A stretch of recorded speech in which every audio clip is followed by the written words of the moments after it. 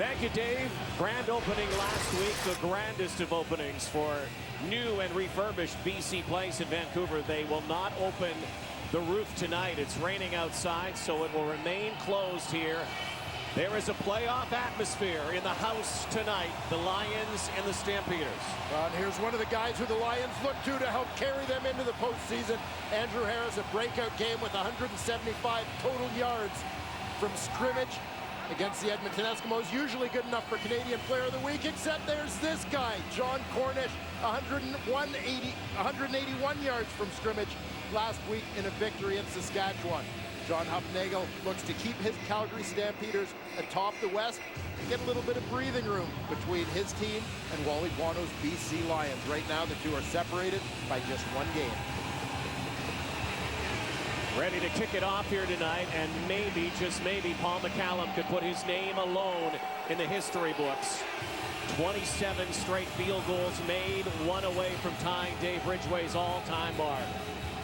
That's the last thing on his mind, though. First things first, and it's all about first place in the West tonight. Away we go, McCallum. Marcus Coker, one of the new Stampeders, galloping up near the 41-yard line.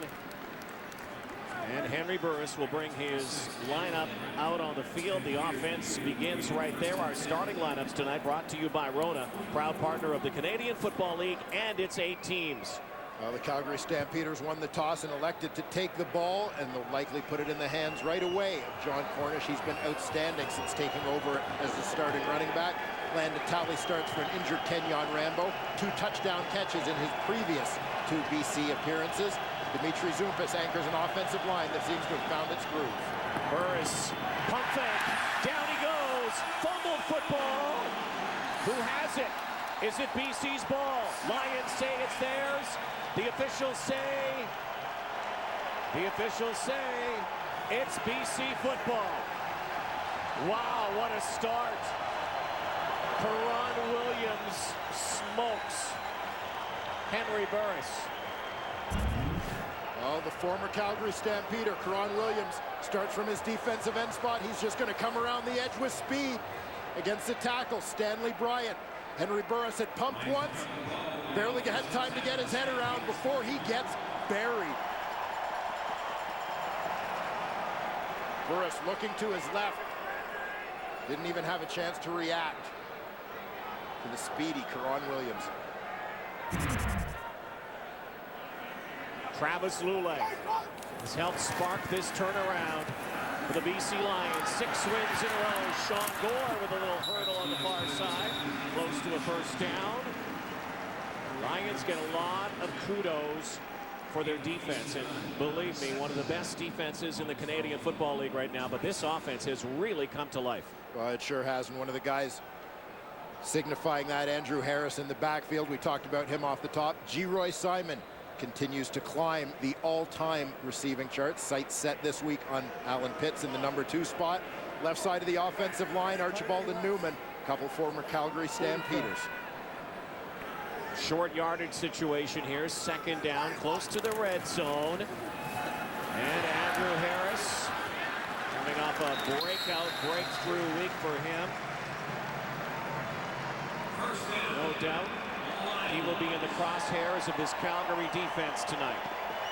He sure will. One of the guys who will be a key for this Calgary defense is end number 39, Charleston Hughes, Defensive Player of the Week last week after scoring his first CFL touchdown. Linebacking core, Juwan Simpson, the only regular in there, flanked this week by Darren Stone and Johnny Dixon. The secondary has been the constant for the defense. This group has gone the distance, anchored by Keon Raymond, having a terrific season at halfback. Travis Lulay now looks to the end zone. Arlen Bruce, you have a touchdown. The BC Lions explode out of the starting gate tonight.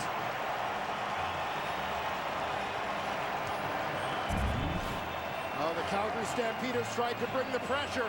Blitzing halfback, Keon Raymond. That's going to leave the Stampeders exposed on the back end. Travis Lulay makes them pay, finding a wide open Arlen Bruce. He was wide open. And you can see from that shot, Rod, the two defenders for the Stampeders both followed the route going to the inside. No one went with Bruce to the outside. 6-game win streak for the Lions. Coincidentally, Arlen Bruce coming over from the Hamilton Tiger Cats has helped spark this streak as well. First touchdown, turnover to touchdown. Lions.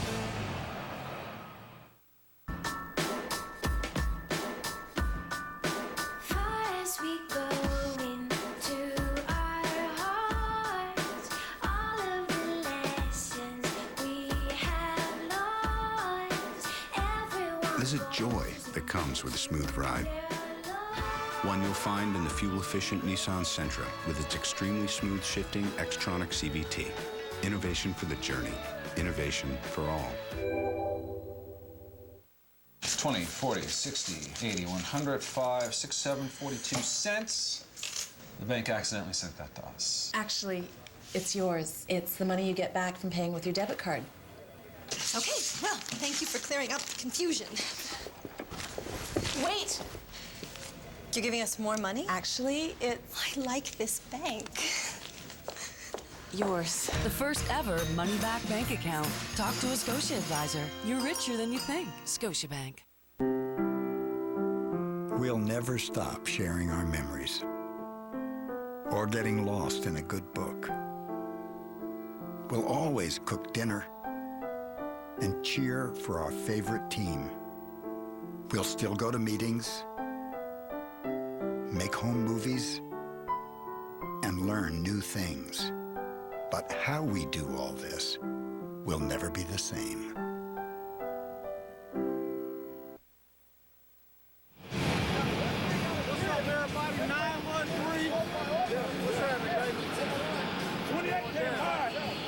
Bruce was loose again.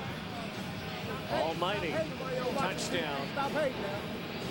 BC Lions strike quickly after the turnover. 7-0 Leos.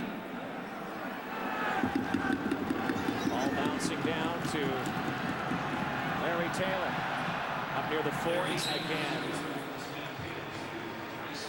We'll take a look back at that touchdown. Much was said at the start of the year about Arlen Bruce making space for Geroy Simon. Here, Bruce is going to run the corner. Simon's on the outside. He's running more of a post or a thin seam. Now, what you're going to see here is Geroy Simon actually creates the space for Arlen Bruce as two defenders both follow Simon's route to the inside. Got caught up just long enough that nobody follows Bruce to the corner route on the outside. Leaves them wide open. Confusion in that Stampeder secondary. Here go the Stampeders again. This time on the ground, and there is the guy everybody's talking about this week. Offensive Player of the Week, Canadian Player of the Week, Canadian Player of the Month, top Canadian in the CFL, voted by Dwayne Ford before the season. Yeah, all the critics who questioned it at the start of the year were quiet this week. John Cornish has been outstanding since taking over as the Stampeders starting running back. 22 carries, 233 yards in his last 2 games, averaging 10.6 yards per carry. Back home as well, friends and family here. Native of Burnaby, BC. Oh, my! LaMarcus Coker going airborne, and he's all right. Well, LaMarcus Coker was just ready to keep right on running after the full somersault. If he had just stuck the landing here, he might have scored a perfect 10. Look at this. That was very dangerous, but Coker ends up all right.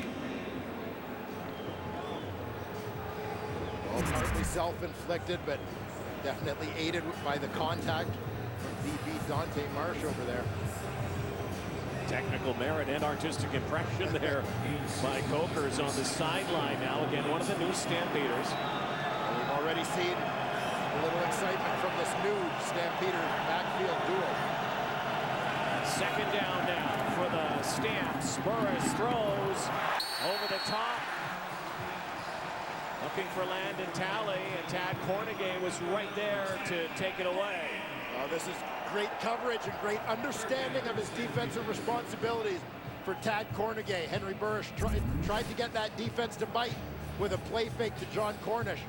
Cornegay stays right with Talley, doesn't bite on the play fake. He's in perfect position to make a play on the ball.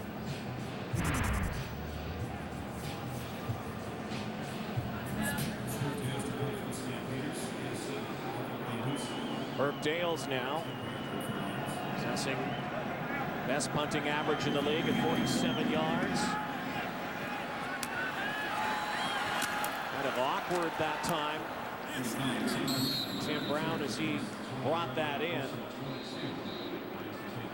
Up near the 20-yard line. Lions lead 7-0 early here. Penalty flag on the play on the return.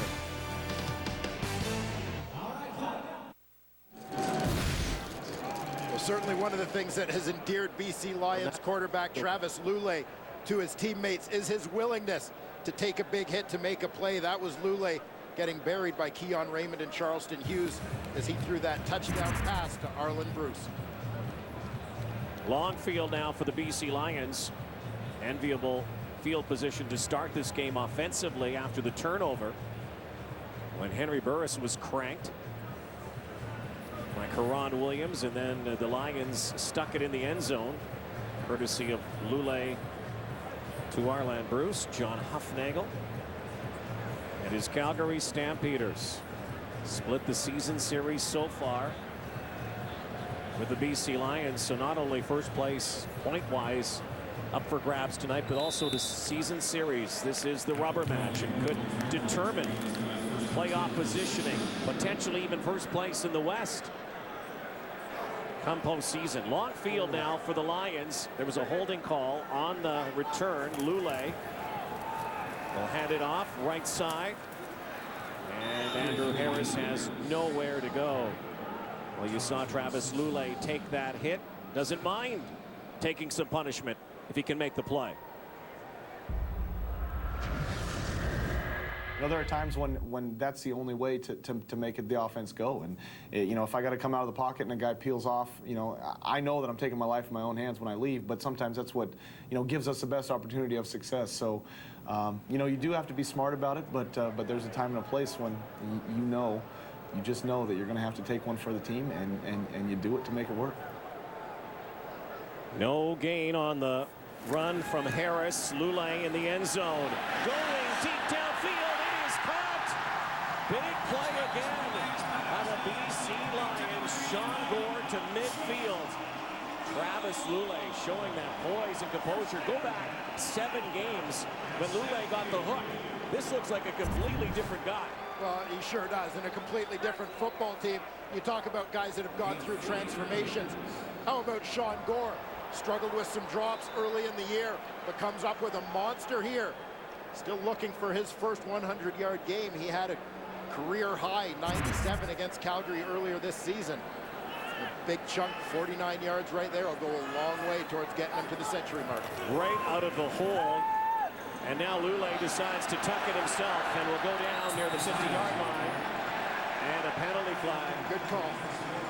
As Lulay went for the hook slide and then was hit by free safety Demetrius Morley. Well, you can see that Travis Lulay was committed to that hook slide. The DB came up and hit him anyway. Not much argument from the Calgary Stampeders on this one. Another example of Travis Lulay willing to take some physical punishment.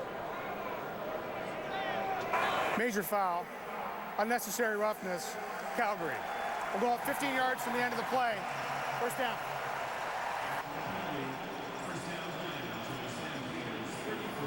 Now inside the 35-yard line. Here it is again. Lulay talked about taking hits, making plays. Even downfield will do that, but doesn't want to take these kind of hits. And Glenn Johnson and his crew right on top of it. 1st and 10 Lions.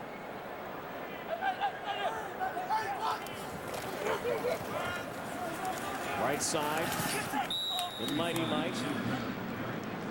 Backfield now, where it was once owned by Jamal Robertson. Tim Brown now, and of course Andrew Harris. Very similar situations for these two teams. Canadian backs who were really backups to two guys named JR, who were the incumbents. Jamal Robertson in BC and Joffrey Reynolds in Calgary. Well, exactly. Two young Canadian guys getting the opportunity, and I think the most important part, Rod, we don't even need to worry about these guys being Canadian. These are just two very good running backs. Very talented.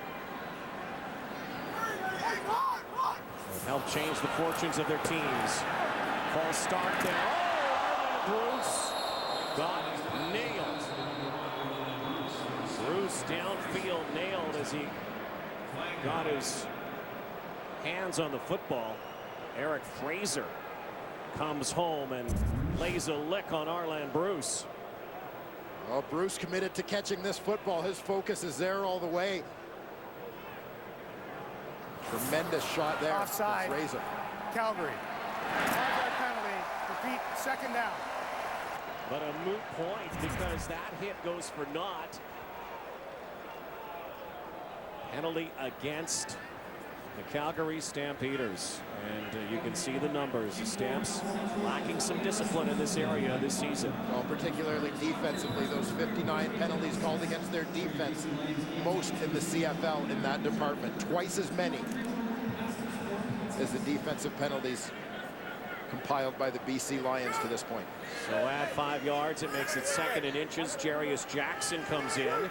Number 7, left side, first down. Speaking of 7s, we saw Eric Fraser make that hit. He comes home. Here is a guy whose family had season tickets for the BC Lions for a long time, and I don't want to call it the old BC place, but I guess it was. And he actually won a junior bantam championship, a bantam championship, a midget championship playing here. When he grew up in this area, he idolized G. Roy Simon, who he happens to cover here tonight at times. 1st and 10, BC. Fraser right up on the line now. Will now retreat into coverage. Lula rolls. And look at this. Andrew Harris, close to a first down, dusted a couple of players en route.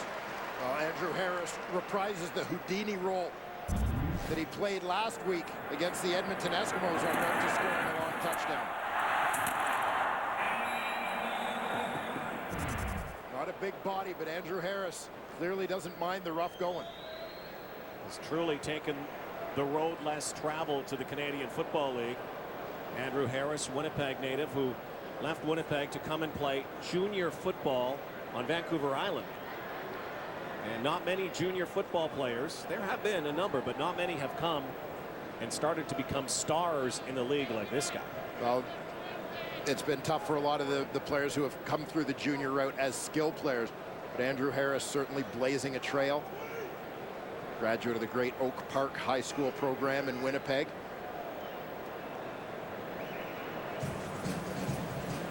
More on Andrew Harris, number 33. Let's go down to our sideline guy tonight and join Farhan Lalji. Farhan. Rod, Wally Buono loved Andrew Harris when he watched him play in junior, and when he first brought him into training camp, he just wanted to find a way to evaluate him as an athlete. This guy's had a chance at safety. He's had a chance at receiver. I asked Andrew, why did you not wind up going to university? He said, my plan originally was just to play 1 year of junior. I had such a good time there, I decided to stay. And then I figured players like J.R. LaRose have done this before. They've come out of junior, they've wound up getting a chance in the CFL, and I knew if I just worked as hard as I could and dominated that level, eventually I'd get a look, and Wally Buono concurred. Yeah, good thing he got the look. Look where he is now. After that little romp by Andrew Harris, 2nd down again, short yardage. Former Notre Dame star quarterback Jarius Jackson, left side, first down. Jarius Jackson at one time was a starter here. Remember the quarterback carousel that was going on here with Buck Pierce and a guy who happens to be on the sideline for the Calgary Stampeders with Dave Dickinson. Then all of a sudden this guy out of nowhere, and Travis Lulay comes along. And I think a big part of the BC Lions' success is they've had this win streak through the middle portion of 2011. They finished strong in 2010. Part of it has been resolving all the issues at quarterback, eliminating any controversy, making sure everybody understands their role. And Travis Lulay has sure put his stamp on this team of late. Red zone, good protection. End zone, touchdown, G-Roy Simon.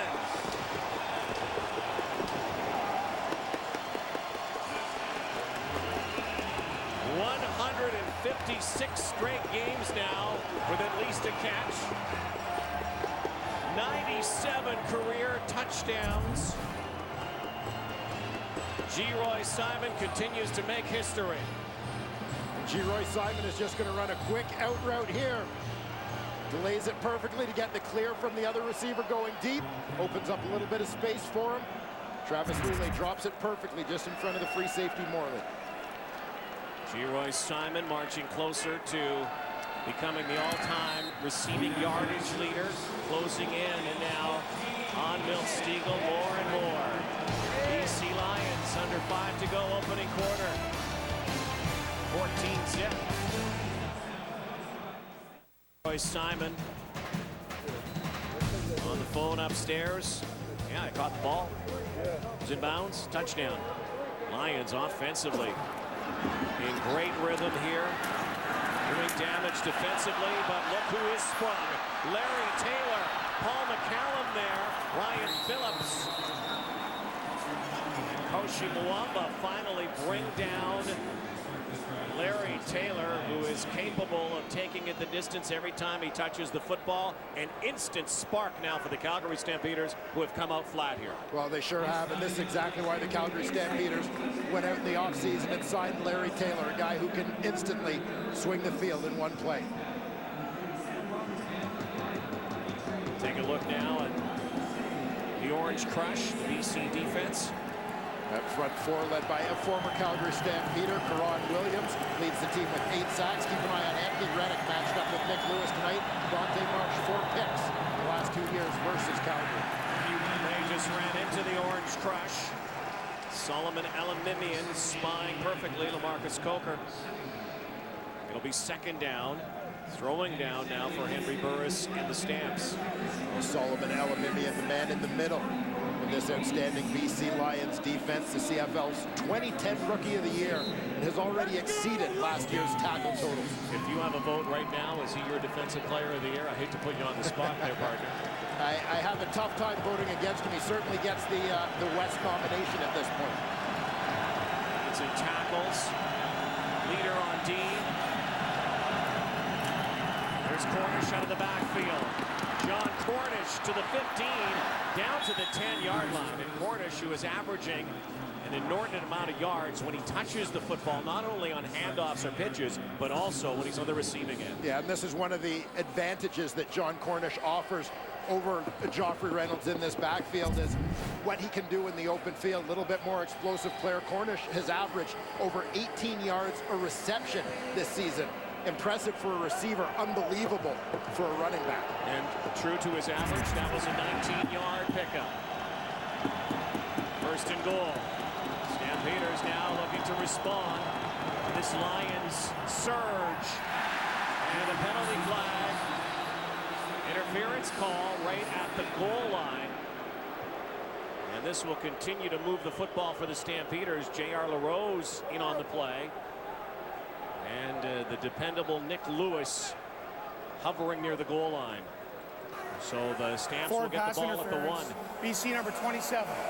First down at the part of the foul. Well, the Stamps are just looking for a quick hitter to Nick Lewis. J.R. LaRose is right on the left edge of your screen at the goal line. He's going to be a little bit early wrapping up the Stampeders' go-to guy. Inside 3 minutes, opening quarter. Drew Tate behind center now. Stamps sniff the end zone. Tate's throwing. And almost threw it into the clutches of a BC Lion. Interesting play call right there with Drew Tate and the Stampeders. Well, it almost looked as if the rest of the Stampeders had no idea that it was a pass play. There didn't appear to be any receivers running routes. His former Lion great quarterback Dave Dickinson. He was a little awestruck coming into the house that he called he built. Yeah, he and Wally Buono had a bit of a debate about that before the game. All in fun. 2nd and goal now. Won't be throwing this time. Tate straight ahead. The arm should come up. It looked like it was a touchdown. No signal yet. There it is. Touchdown. Like Drew Tate certainly penetrated the goal line, and so the Stampeders bounce right back, and they can thank their special team dynamo, former most outstanding special teams player of the year, Larry Taylor, for the instant spark. Well, no question, both of these teams offensively benefited from having short fields. BC given that on their first possession by a turnover. Calgary granted the short field by Larry Taylor's big return on the kickoff.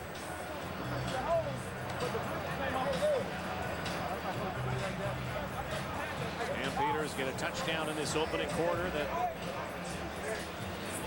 they desperately needed after the quick start by the BC Lions.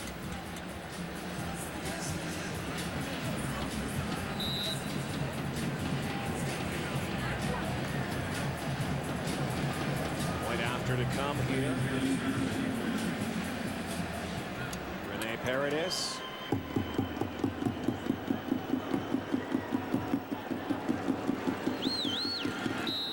Stampeders strike right back on the board here in BC Place.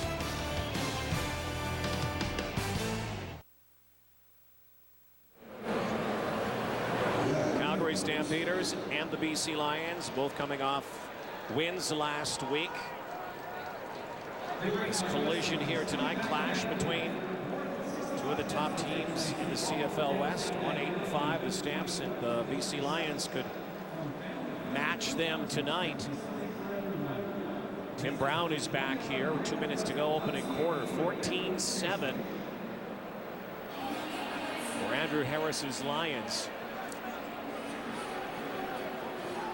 Stampeders get what they needed right there, that touchdown.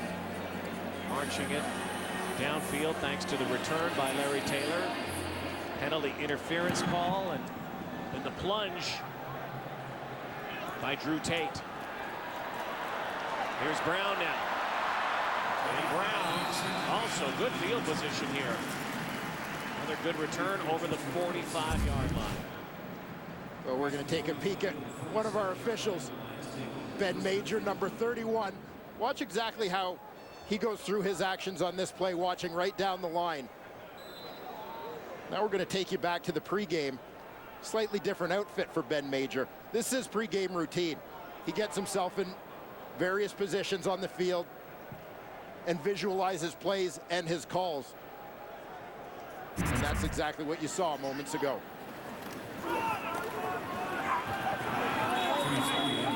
Aaron Stone drops Andrew Harris, minimal gain at best. Well, there is Ben Major with the stripes on.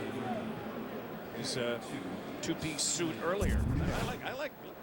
He's into it pregame. Well, there it is, and that's exactly the stance you saw, exactly the movement you saw. There you have, see some of the other fellows having a little bit of fun with him as he went through his routine, but professional. This is how he gets ready for the game. He's got one of the toughest spots. You see him right in the middle of the field. Keep your wits about you. Keep your head up. Lula. His back foot, tight coverage. Arlen Bruce again. Coverage provided by Keon Raymond. I don't know if Keon Raymond could have been any closer to Arlen Bruce. That was a perfect toss from Travis Lula. It sure was. And interesting to see the fast start that Travis Lula is off to here against the Calgary Stampeders. When you look at his numbers this season, 2 games against Calgary, Travis Lula has completed 46% of his passes through 2 games versus 61.1% against the rest of the league. So far tonight, a perfect 6 for 6. 2 guys who have struggled against the Stampeders in the past, Lula and G. Roy Simon. Now Lula out of the pocket, look out, hit hard. Aaron Stone again spies Travis Lula, and a rare sack given up by the BC Lions as Lula escape the pocket. That's only the second sack that the Lions have given up that have allowed over the last 4 games. Yeah, the offensive line, Wally Bono has spoken frequently about them being one of the keys to this team's turnaround. There you see just the second sack allowed in their last 143 passing attempts. Well, here's a passing attempt coming now. 2nd down and 15 yards to go. Lule, here's the rush. Has to throw it away. Did he get it over the line of scrimmage? He got hit again. The Stampeders were coming hard. It's the final play of this opening quarter. BC Lions lead the Calgary Stampeders 14-7. 15 minutes of play completed here in BC Place tonight. 14-7. The Lions lead after a very quick, lightning quick start here tonight. Yeah, absolutely. And the Calgary Stampeders, quite frankly, dug themselves in a hole coming out of the gate here. 3 things that'll drive coaches absolutely crazy, Rod. You look at a turnover on the opening play, followed by a big play in the next series to Sean Gore, followed by defensive penalties, all giving the BC Lions a short field. And BC, led by Travis Lule, has capitalized on the opportunities they've been given. Lions, for the first time this season, scored on their first possession a touchdown. Paul McCallum has yet to attempt a field goal. He'll be punting now as the Lions offense stalls. 2 returners now. McCallum so adept at angling the football and pinning teams within 20-yard lines. And even the 10-yard line. Another kick angled to the corner. And it bounces right at the 1. It's coming back now. What a kick by McCallum. There'll be no yards on that play. But that's what the master, the oldest player in the CFL, does best. Let's go down to Farhan with more. Rod, you mentioned that he's just one made field goal away from tying Dave Ridgway's consecutive field goal mark. Had he tried it there, Paul McCallum, that is, it would have been a 52-yard attempt. No yards. Now, they believe that McCallum's range right now confidently is around 47 to 48 yards. I asked him about the difference of kicking here at BC Place, the new BC Place, which now is not supported by compressed air. The old stadium was, and he believes that that took 7 to 8 yards off his range. It really used to deaden his kicks, but now it's got the same dynamics of kicking outdoors, and he believes he can still make those from 47 or 48. Well, he also owns the record for the longest field goal in CFL history. Landon Talley on an inside handoff, a reversing field, and he'll pick up a first down. Paul McCallum's having a season for the ages at 41, kicking at almost 95%, the all-time record for percentage in a season. 90.3 set by Louis Pasaglia. BC Lion legend Louis Pasaglia, but Paul McCallum just gets better with age, having virtually perfected his craft. Stampeders scored on their last possession. Down 7. Coker again, tripped up. Nice tackle there by Karan Williams on the turf. Tripped him up. BC Lions very aware of the speed of LaMarcus Coker. Hasn't had a lot of touches yet in this Calgary backfield. The guy who doubles as a kick returner. Potential game breaker. 2nd down and 3 yards to the 31. And going the other way, fooling everybody, was Henry Burris. They were biting on LaMarcus Coker that time, and Burris, also so adept, one of the most mobile quarterbacks in the CFL, picks up the first down. Well, one of the things you have to be so aware of in defending the Calgary Stampeders is the threat of 2 running backs and Burris. I mean, it's now LaMarcus Coker in the lineup instead of Joffrey Reynolds.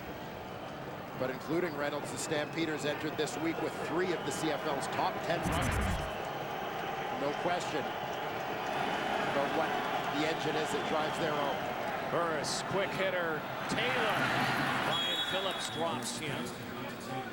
Taylor catching the ball in the flat. Are you surprised by the transition in Calgary with Joffrey Reynolds taking a back seat now?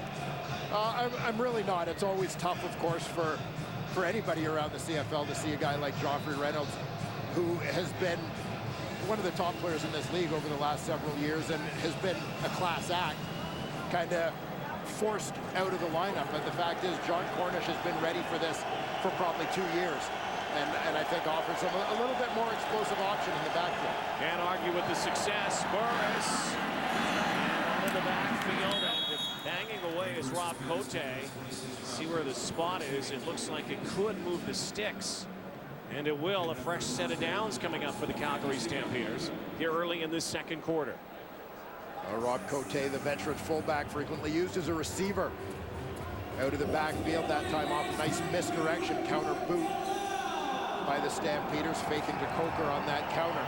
Another flipping the fullback to the flat. Another former junior star, Rob Cote.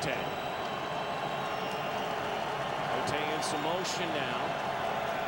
First and 10, Burris, quick drop. And Nick Lewis. His first catch, just over the midfield stripe. It'll be second down conversion time. That's where Nick Lewis is usually the go-to guy.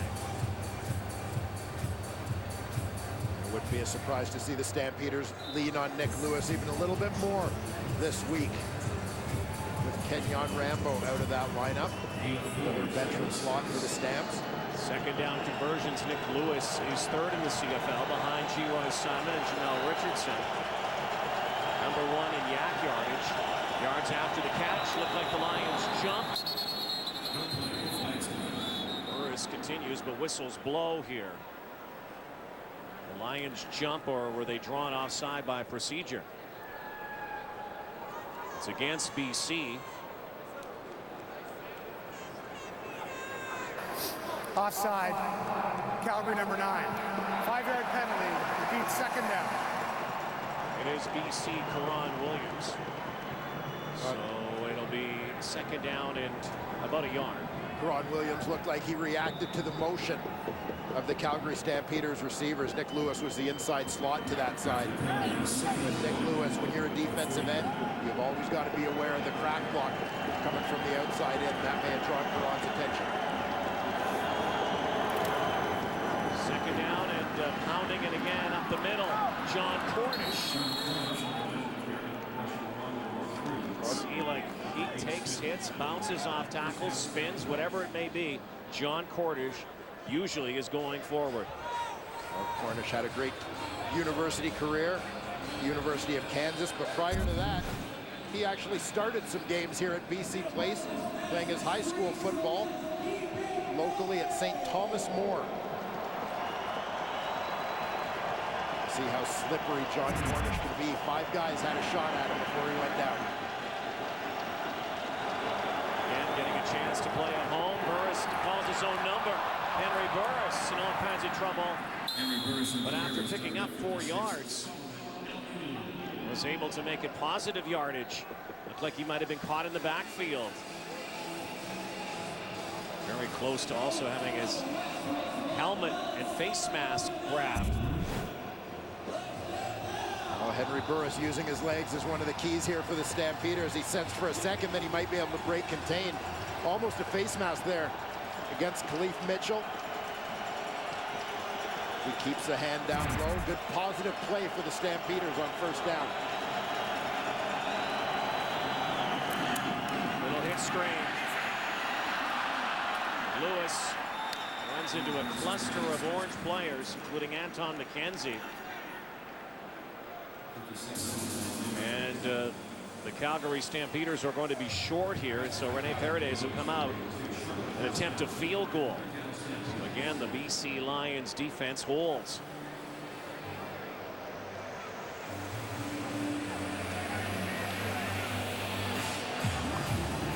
See the aggressiveness to the ball of that BC Lions defense, fighting through blockers on that swing screen to Nick Lewis to break up the play. There it is, the Concordia kicker.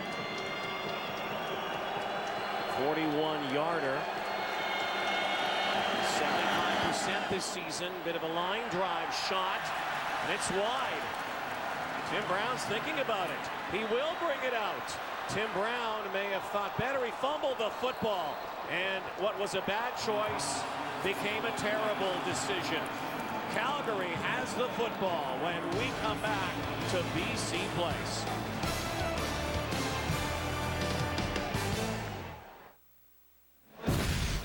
Devon on the spot. Devon Claybrooks has been a spectator the last couple of games, but he is the guy who recovers this football. Well, a great strip there by Justin Phillips, who's been not just a starting defensive end, but a special team stalwart for the Stampeders. Claybrooks, as you mentioned, enjoying his return to the lineup, celebrating with a fumble recovery there. Much to the joy of head coach John Huffman. Lions defense has not given up any points off turnovers in the last 6 games. This is where they start to roar. There's a penalty flag, however, in the end zone. Might be an illegal contact call back there as the Lions brought the house.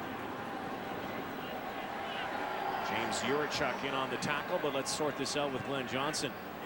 Go back, though, to the decision by Tim Brown to bring that ball out of the end zone. Not a wise one at that point. Wasn't a long enough field goal for Brown to bring it out. He didn't have the space. Legal contact on a receiver. BC will go up half the distance to the goal. It's first down. So first and goal to the 5-yard line. Corey Banks pleading his case back there.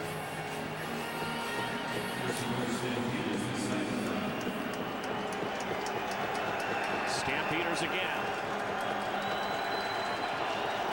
Good chance to tie the game here. A little pitch to Cornish. John Cornish scores.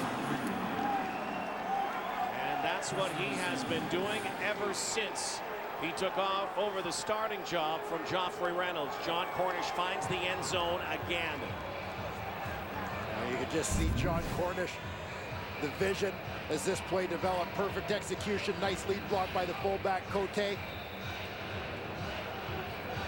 Gets an offensive lineman out in front of him as well. There's number 53, the left tackle Edwin Harrison, pulled around. Cornish just lowered his head. BYOB, be your own blocker. Get past the one unblocked defender. 2 touchdowns last week for Cornish. 1 here tonight. They're all tied at 14 in BC.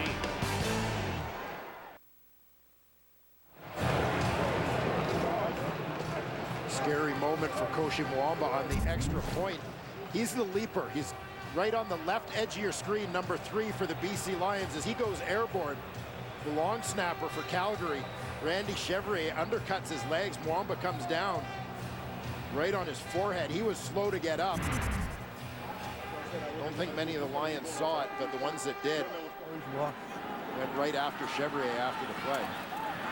Well, chance for some atonement here for Tim Brown. Up near the 34 after coughing up the football led to Calgary coming right back in the second quarter. Stampeders dash back 14 all here under the roof tonight. Not open, raining outside in Vancouver. Let's go down to Farhan. Rod, I was standing next to Wally Bono as he sent Tim Brown into the end zone on that last field goal attempt. He instructed him to give up the single point. While he was in the end zone, he was gesturing, hoping he would get down, and he was furious when he didn't, even before he saw the fumble. When he got back to the bench, Bono let Brown have it, needs him to make better decisions. Both of Calgary's touchdowns in this game have been set up by poor special teams play for the Lions. Brown carrying the rock up over the 40-yard line. Right you are, Farhan. Larry Taylor return, of course, led to the first touchdown, and that fumble resulting in 7 points. The second in short yardage now as Travis Lulay looks to the bench here for some guidance.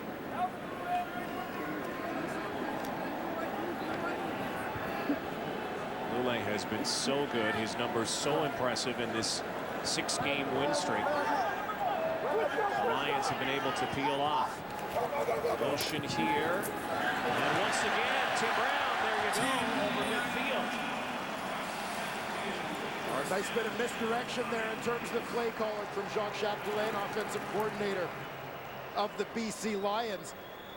all the motion. Two receivers head out to the left. Receivers go right to left in motion. Tim Brown's going to bring it back the other way as you see the flow goes one way. Nice block by the center, Angus Reid, number 64. It's a key block that springs Tim Brown. Former Temple Owl, Tim Brown, played in the Indoor Football League for a while. Lulay goes over the top. It's caught. Kerry Johnson inside the 24. His first catch tonight. Former Houston Cougar. Great protection from the offensive line gives this route time to develop. Lions start off with 7 in, max protection. Andrew Harris does a nice job picking up the blitz, allowing time for Kerry Johnson to come open across the middle. Close to the red zone now, getting close to that 20-yard line. Lions looking to answer right back. On the scoring so far. Here's the rush again. Lulay hangs in. And there goes Arlen Bruce inside the 10-yard line.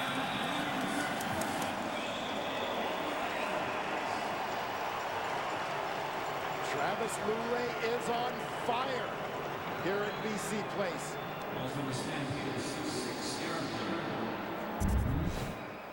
And the Lions stay in that max protection look. This time it's Jamal Lee in the backfield, does a nice job picking up one. Another comes free. Travis Lulay knows he's got to get rid of that football. Arlen Bruce wide open on the crossing route. 8 of 9 now for Travis Lulay. 167. Still have 4 minutes to go before halftime. And another chance to take a crack at the end zone. Andrew Harris, touchdown! Wow! The battering ram takes it to the house.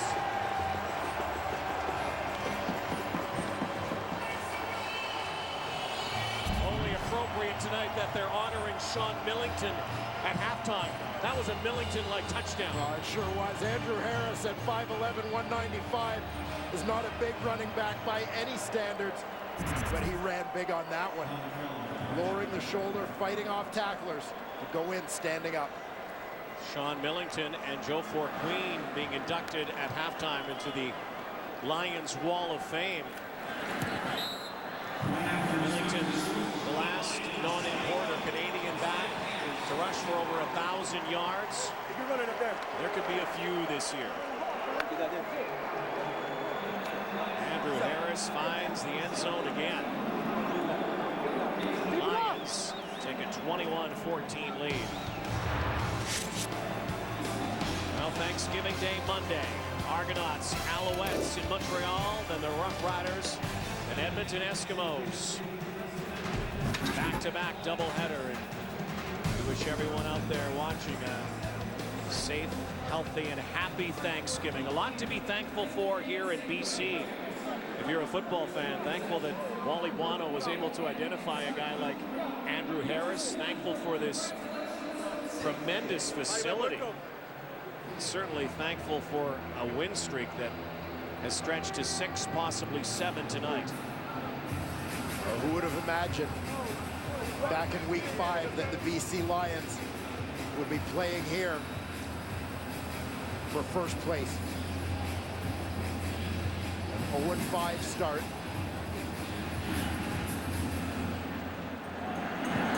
Callum, line drive to Taylor. 15. Behind the wall. Finds the seam. Larry Taylor galloping now. Right into BC territory, and the Lions, even though they've rolled up 21 and have the lead right now, do not seem to have an answer for Larry Taylor. Well, I'll tell you what, the last kickoff, Paul McCallum basically hit a line drive, which means Larry Taylor is bringing this ball back towards them before the guys have had an opportunity really to get down there and settle in their coverage or break down. Got to get a little bit more hang time on the kick. Get those guys in position to make the tackle. Stampeders offense, the beneficiary again. A great return. High stepping there was Coker. 4-minute warning here at BC Place before halftime. 7-point Lion lead, but the Stampeders are marching the football again. Good game here tonight for first in the West. Season series on the line here tonight. First place in the West up for grabs. Stampeders, BC Lions. Under 3 to go before halftime. 21-14. The Stampeders trail for the moment. Even though they were down 14-0, have shown great resilience here tonight. Bouncing back, tying the game. Some more momentum here. Second down, another running down. Another first down, it looks like, for LaMarcus Coker. The Calgary Stampeders are such a good running football team with the combination of these two backs, along with quarterback Henry Burris. They can be successful on first down. Makes it real tough for BC to defend those second and short, even second and medium situations against a team that can run the football like Calgary can, because there's nothing predictable about what they're doing. Stampeders averaging 117.5 yards on the ground per game. That's first in the CFL. Keep in mind the last few games again without JR Superstar. It's now John Cornish, rising star, along with LaMarcus Coker. BC Lions run defense is third in the CFL. So good matchup here tonight. Moving the sticks. First and 10 from the 43. Burris sends out his receivers. And making the catch near the 32-yard line is Robbie Bryant. Henry Burris won't get any style points for that throw, but it got to its intended target. Robbie Bryant to move the chains again. This one came out a little bit wobbly. Cornish is going to head out to the flat. Robbie Bryant, the outside receiver, is going to come underneath on the slant. Opens up that quick window. Burris gets it there. Talking about Lule so much tonight, keep in mind, Henry Burris not too shabby himself. Just one incompletion, 7 of 8. Now he's flushed and goes forward, decides to abandon the hook slide. Dangerous play, but again, very close to the first down marker. This is what you have to be so aware of with Henry Burris on passing downs. Maintaining passing lanes so as not to open up a wide lane for Henry Burris to run. You can't start to freelance as pass rushers. Second down and 2. Now will he put that backfield into play here? Coker's right beside him. Or will he go to the air? Burris throws. Tight coverage again. Tad Cornegay on Landon Talley. And again, the Stampeders are going to have to settle for a field goal attempt. Oh, that's the second pass breakup for Tad Cornegay in this ball game. Perfect technique coming underneath on Landon Talley to knock that one down. Tad Cornegay, really an emergency replacement with Stanley Franks went down and out of the BC Lions lineup. Cornegay coming from the Saskatchewan Roughriders. Paradis throws the football, and it is a Calgary first down, but there's a penalty flag. Might have been an illegal formation here. John Cornish hauled it in as John Hufnagel goes to his bag of tricks here.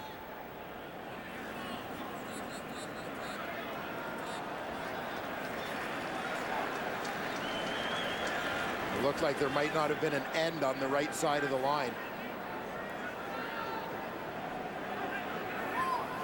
Procedure, no end. 5-yard penalty. Repeat, third down. Well, it looked like a pretty improvised play from the beginning of this thing.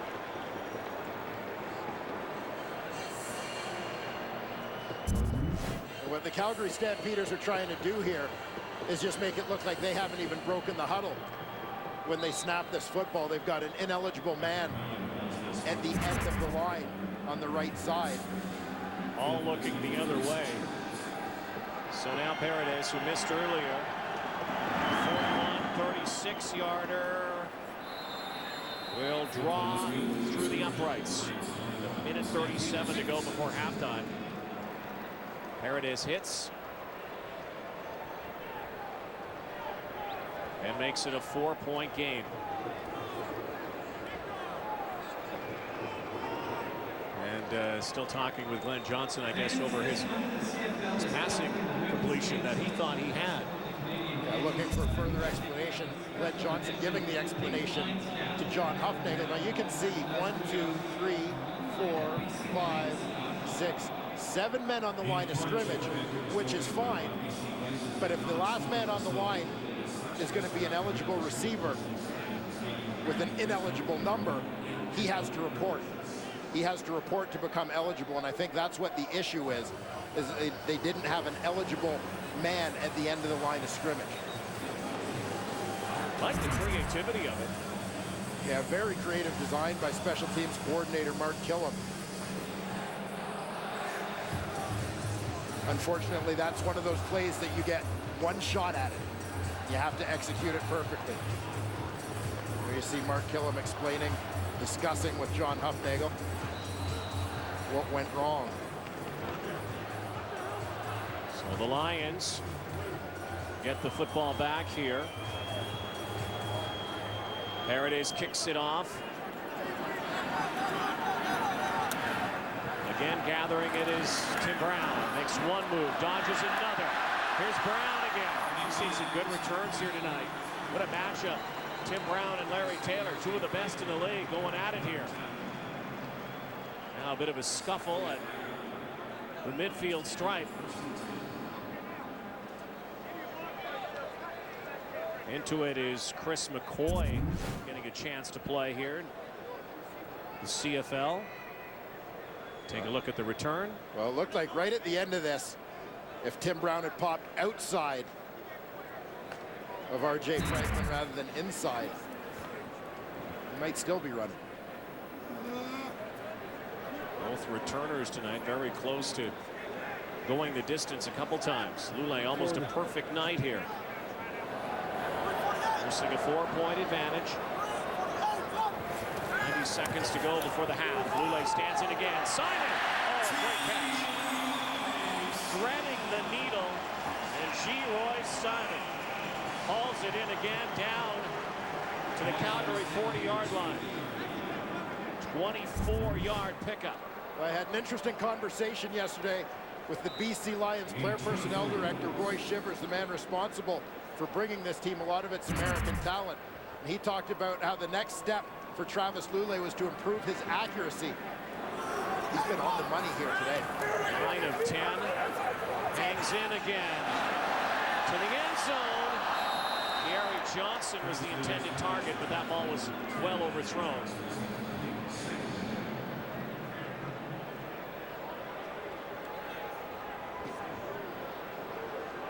So second down.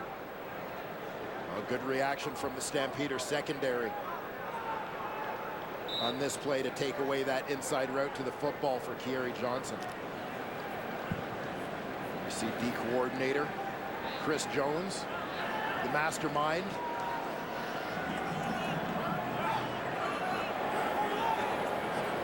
Second and 10. Again, Lula now in trouble and almost had it picked off. So now third down. Paul McCallum will come out, and probably around a 47-yard field goal attempt for McCallum to tie the CFL record. 28 in a row. This is the tire, and this is a good distance, but well within his range.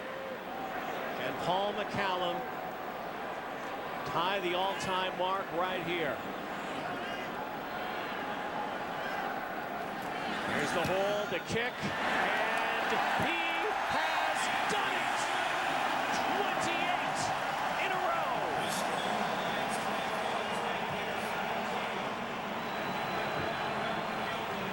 Well, isn't a gimme by any stretch. Paul McCallum has now tied the all-time CFL consecutive field goal record. I love the heads-up move by his holder, Jarius Jackson. Jarius didn't bother with the handshakes or congratulations. He went right away to get that football for his kicker. And one more, and he'll have the all-time mark. 1993 was when Dave Ridgway set that record. Paul McCallum, whose name is in a number of kicking records. Still got to win a football game. I love what you hear there. You still have to win a football game.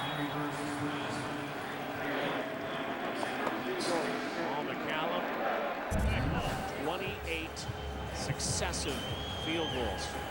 There's Jarius Jackson tracking down the officials to make sure he goes and gets that football.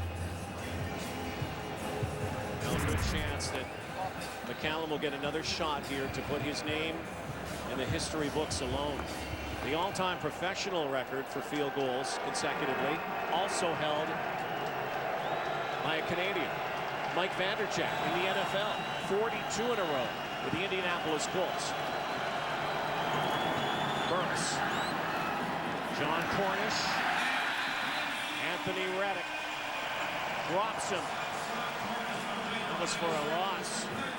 Yeah, that'll cut into that 18-yard per catch average of John Cornish's. Good reaction, good open field tackle by Anthony Reddick. Guess what? Paul McCallum could get a shot here for 29 in a row, because they could get good field position again. There's 42 seconds left before halftime. Well, the Lions with 10 men up rather than 11 are presumably setting up a return rather than going for a block. Trying to help out that field position.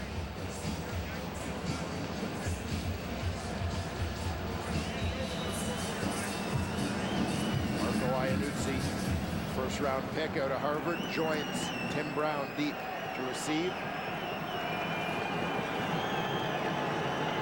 Dales, floating kick. Brown comes over. And Brown again cuts back, and great field position here.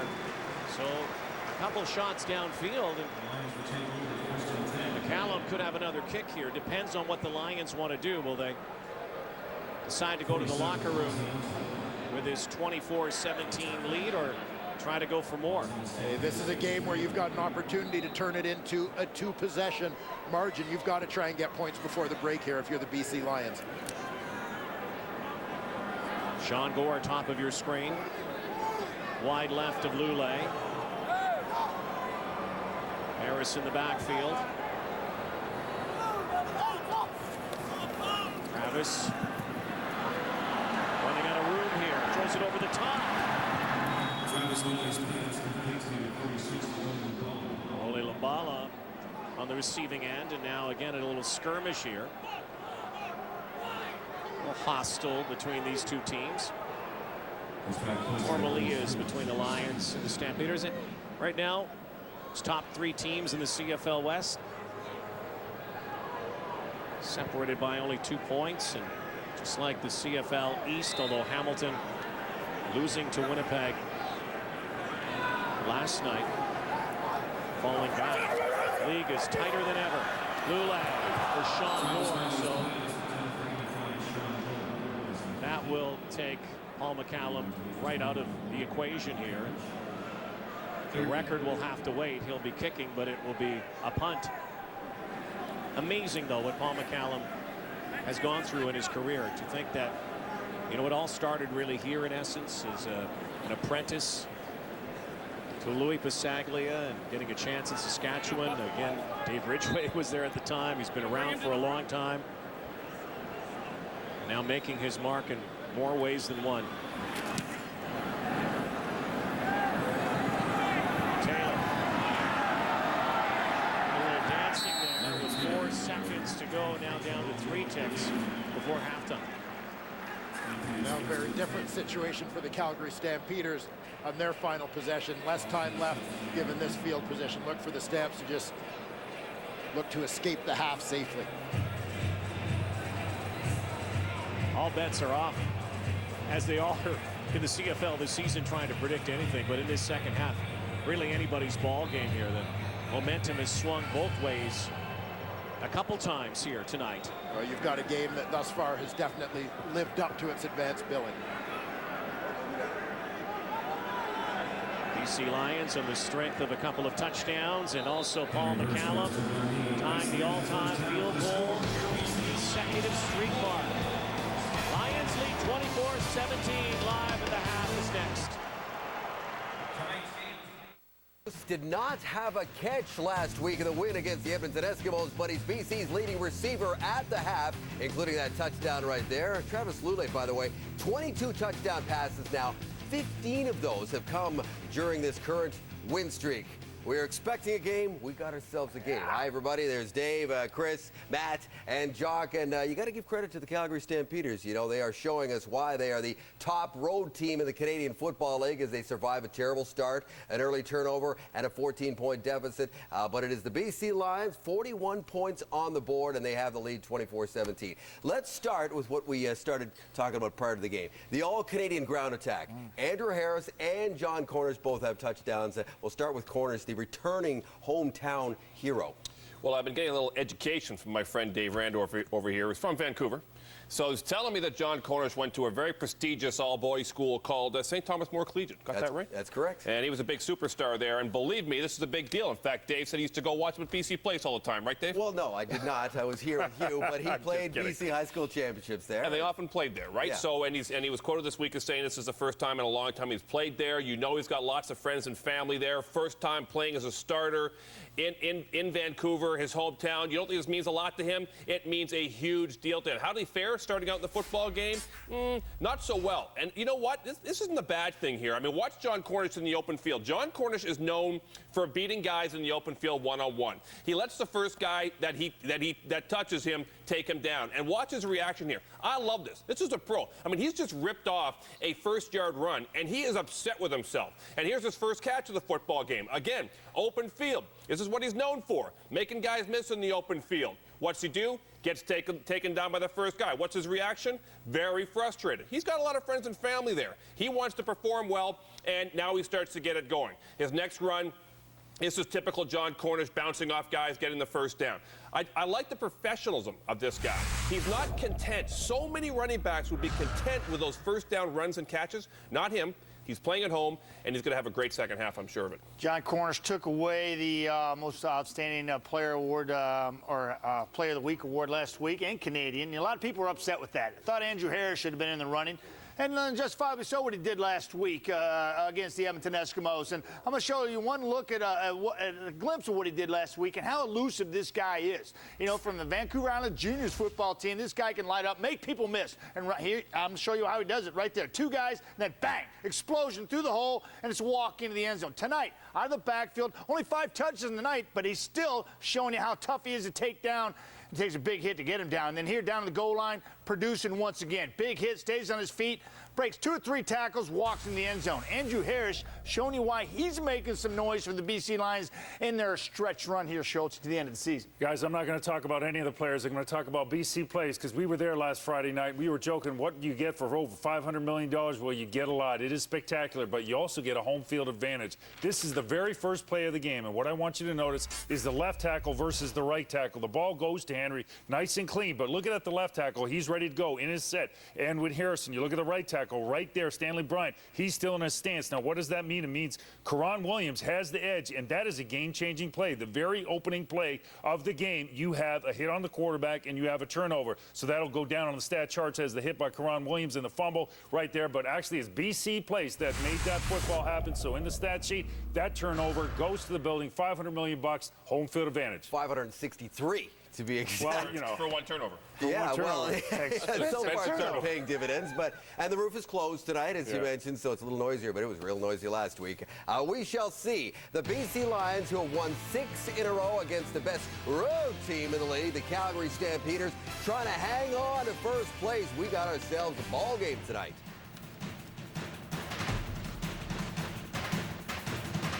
to the stats. I get to continue my halftime point in the stats section, David. Okay. And I was talking about John Cornish, but it's worth noting that he is still rotating, this time albeit with Coker, who has 4 carries to Cornish's 2.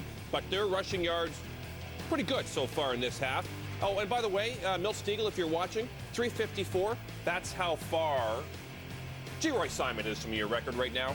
He has got 37 yards in this game. And speaking of records, McCallum is going to go for it in his next field goal attempt. You know when Ridgway went for 29 about 18 years ago? He missed a 38-yarder in BC Place. Ooh. We'll see what happens when McCallum lines up again maybe tonight. You better not jinx him right there. There's no such thing. Stop it. It is. Natasha Stanishevsky is here with a Sports Center update. Hello, Natasha. Hello, thanks very much. Big night for both teams so far, including the Canadian tailbacks, Andrew Harris and John Cornish. Here's Cornish now with our Farhan Lalji. John, close to 50 yards of offense in that first half. I take it you like the new BC Place. You know, this service is really fast. I'm actually really enjoying it. You know, we've left a few plays out there, but I'm looking forward to getting a few more runs out there, a few more plays, helping this team score. You know what I'm saying? The amount of man-to-man coverage the Lions are playing, it seems to open some room for yourself and Coker out of the backfield. Can you take advantage of that in the second half? You know, I'm really looking forward to taking advantage of it. I mean, you know, they're D'ing up hard. I mean, they're a great defense, and I'm looking forward to taking advantage of the few weaknesses that they have. Thanks, John. Thanks. Again, very difficult to say who is going to be able to seize the day here, seize the night. And will Paul McCallum etch his name in the history books? Canadian Football League with one more field goal. Could happen. 24-17 BC. He's just gonna go, stop whining again. Fucking bullshit. Paul McCallum getting into it on the sideline.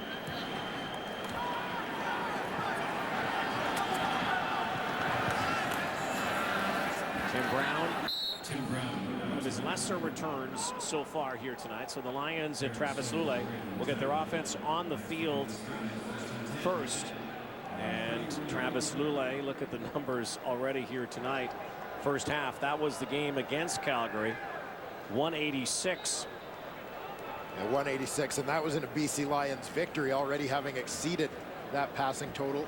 194 yards in the first half. 40 front. Lions won that game 32-19 in Calgary.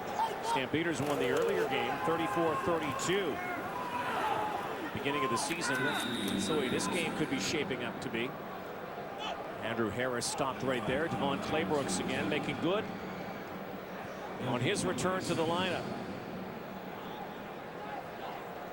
Devon Claybrooks had that fumble recovery that set up a Calgary Stampeder score in the first half after Tim Brown's ill-advised decision to bring a missed field goal out,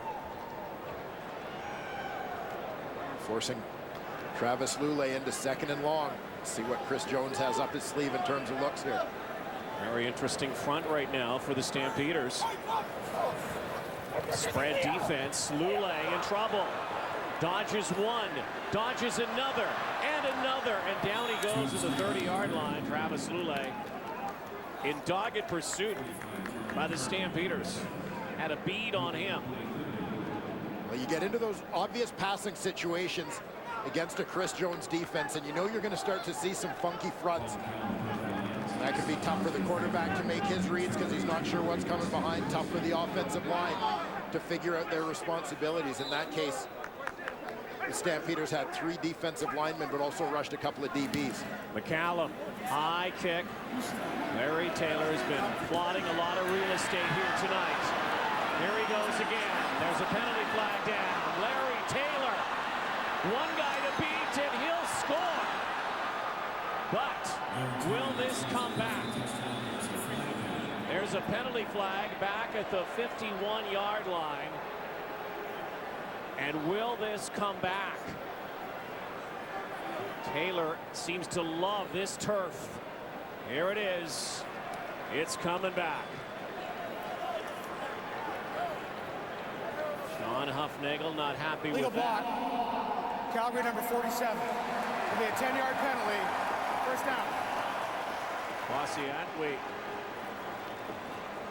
78-yard return is erased, Mr. Ford.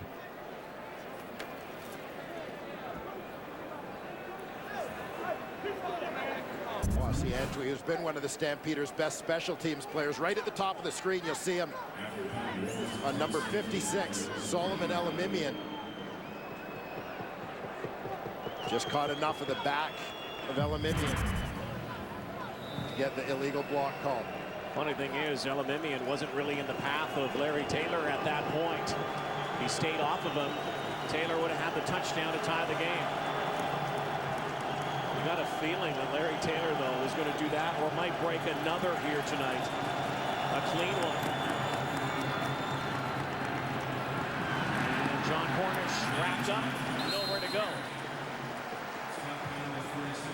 Well, you heard John Climbey talk at halftime about how John Cornish's calling card has been making that first guy miss. Cornish did very well to make one of the best tacklers in the league, Solomon Elamimian, miss in the hole. But this is what the BC Lions defense has done well in triggering this winning streak, is you've got them all swarming to the football. So by the time Cornish had escaped Elamimian, there were about 4 or 5 more orange jerseys surrounding the Stampeder running back. Stampeders quick to the ball here. Second down, 11 yards to go. Burris, deep drop, deep throw, wide open, Landon Talley. Goodbye, it's a touchdown. What a strike.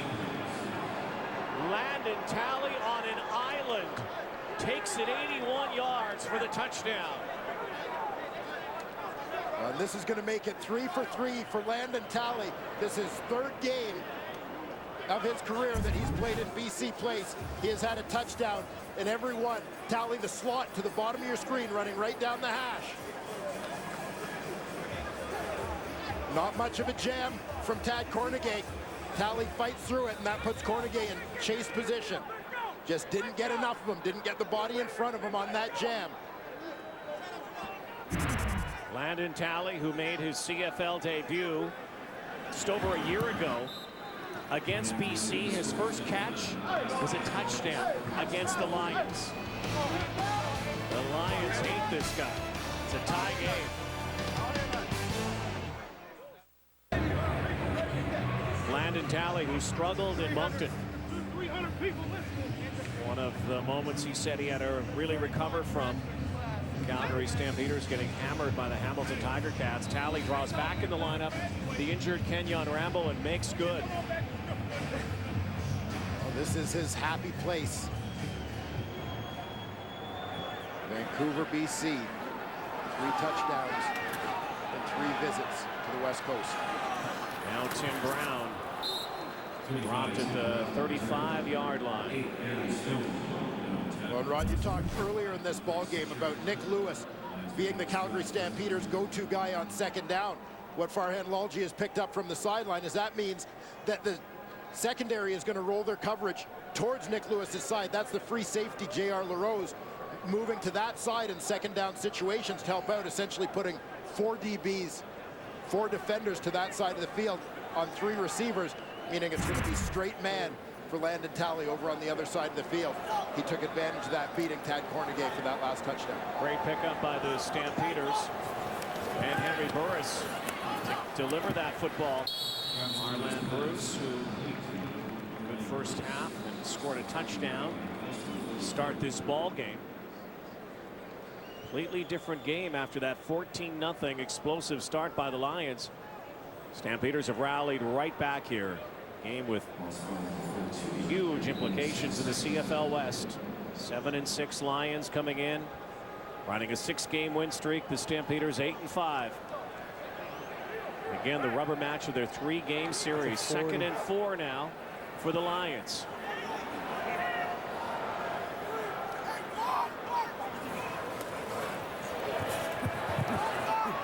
Lule looking for Bruce, an overthrow. McCallum will come out and boot it away again. You know that the Lions now, if they haven't been wary of number 2, Larry Taylor, are going to be particularly cognizant of his returnability now. Not that they weren't before, or any team in the CFL isn't. Taylor's one of the best, a former special teams player of the year when he was with the Montreal Alouettes.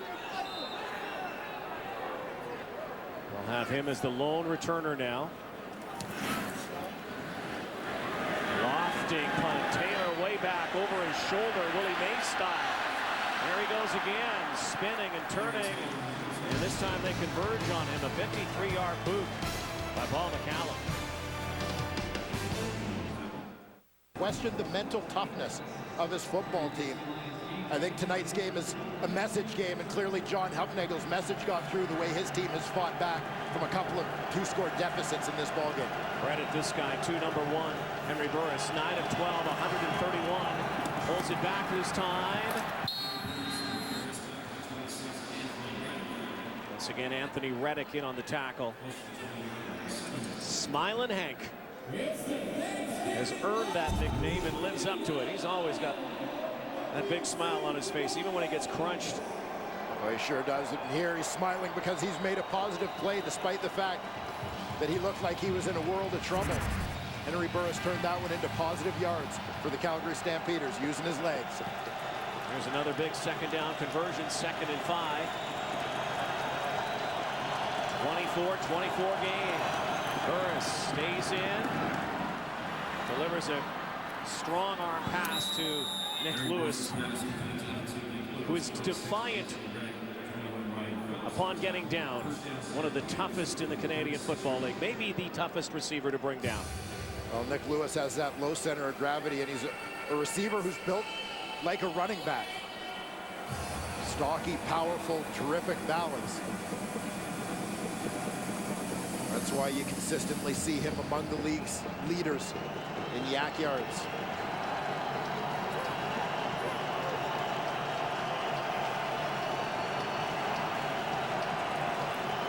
Penalty flag flies.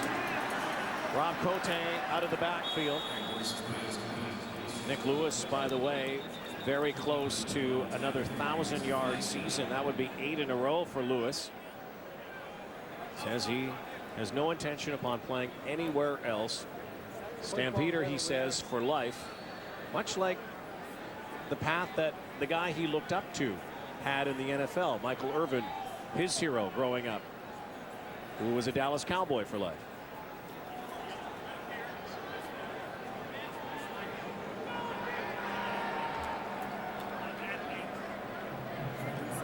Len Johnson's going to bring out the yardsticks here to measure.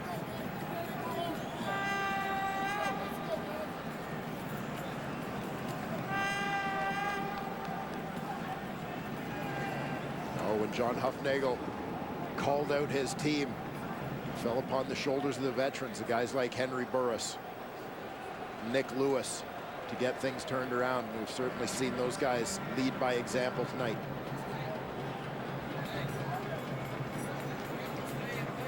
So Dave Dickinson giving the safe sign, looking to decline a call here. Wanted to measure prior to the penalty being announced. Here's the announcement of the call. Offside. BC number 9. That penalty's declined. It's 2nd down. That's why Hufnagel and company wanted to take a look at what they had left.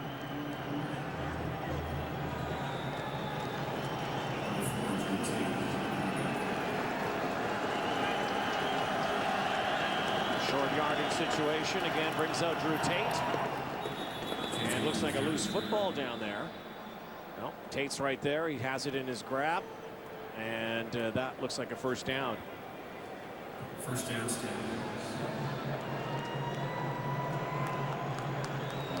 Well, the X Factor new series begins Wednesday, 8 o'clock. Simon Cowell is back, 7 Central on CTV.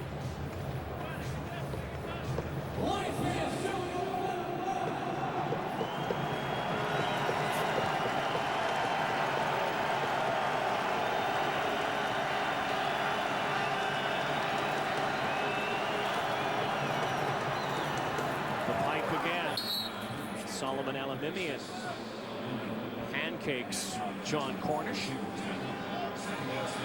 and Alamimian grabbing that leg immediately.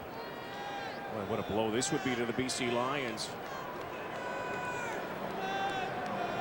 This is any type of significant injury. Elimimian has been a superstar so far. Rookie of the year last year, possible defensive player of the year this year. He's also been an Ironman. Dependable, durable. He's being attended to. Will step aside. A tie ball game in BC. The good news is Solomon Elimimian is up and walking on his own to the bench. The bad news is his leg. Yeah, keep an eye on the right leg of Solomon Elimimian here. He's going to get rolled up on. Gets the lower leg caught underneath his teammate Anton McKenzie in kind of an awkward, twisted position.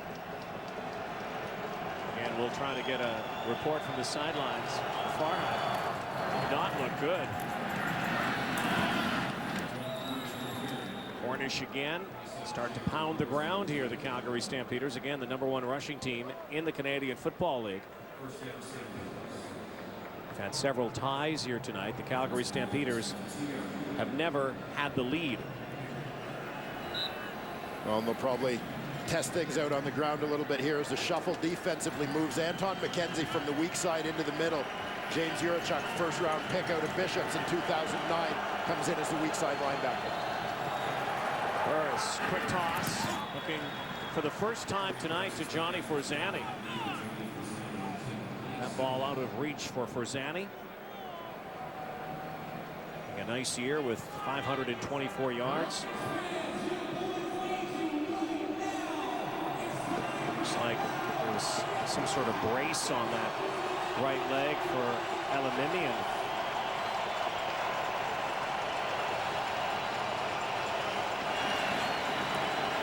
And that may have helped protect that right ankle a little bit on the play where he was injured. And that replay did not look good for Elimimian. Second down, 13th man rises up here in BC. It's now. Here's the rush. Burris is dropped. 3 Lions in on the sack of Henry Burris. Kareem Smith, Anton McKenzie, Aaron Hunt was in there. Karan Williams also in there. Well, we know Henry Burris usually looks to Nick Lewis on second down, but here's why he wasn't open. Terrific jam by Anthony Reddick, and we knew this was going to be a physical battle between those two players throughout this football game. The BC Lions defensive line. That's all over Henry Burris. Burke-Dale's just got that away. High punt.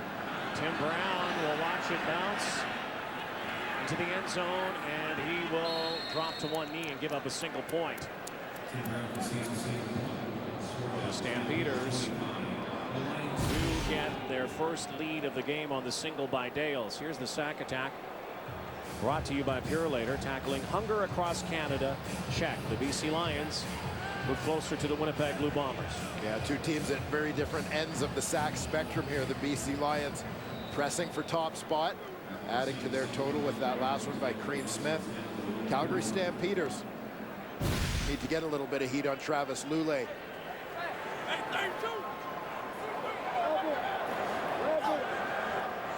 Five minutes to go in the third quarter.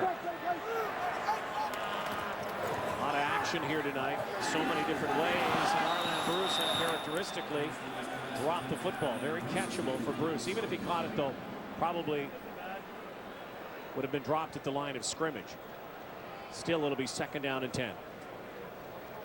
Well, as you mentioned, a rare drop for Arlen Bruce. One of the things the Lions have talked about is how it seemed like everybody's drops all of a sudden seemed to stop in this receiving corps when Bruce arrived. Suddenly everybody seemed to relax a little bit, not try to clutch the ball quite so tightly. Big head start here for the receivers. Now Lulay checks them down, sends him out again, calls his own number. Up the pipe he goes. Travis Lulay. This will all depend on this spot. It's very close to a first down. Looked like Lulay audible there and then decided, my football, I'll take it. And the spot not favorable for the Lions. Looks like they're going to be short. It's going to be third down, a full yard. Well, no consideration whatsoever from Travis Lulay to slide on this one. He's aware of where the sticks are, and he was fighting to get there.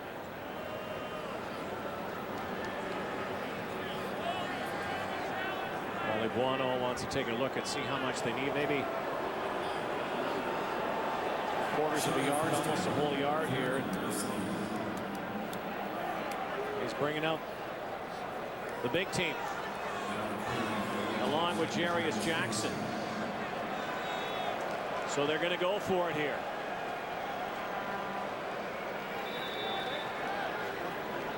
Not a big surprise, especially factoring in giving up that single point to go behind.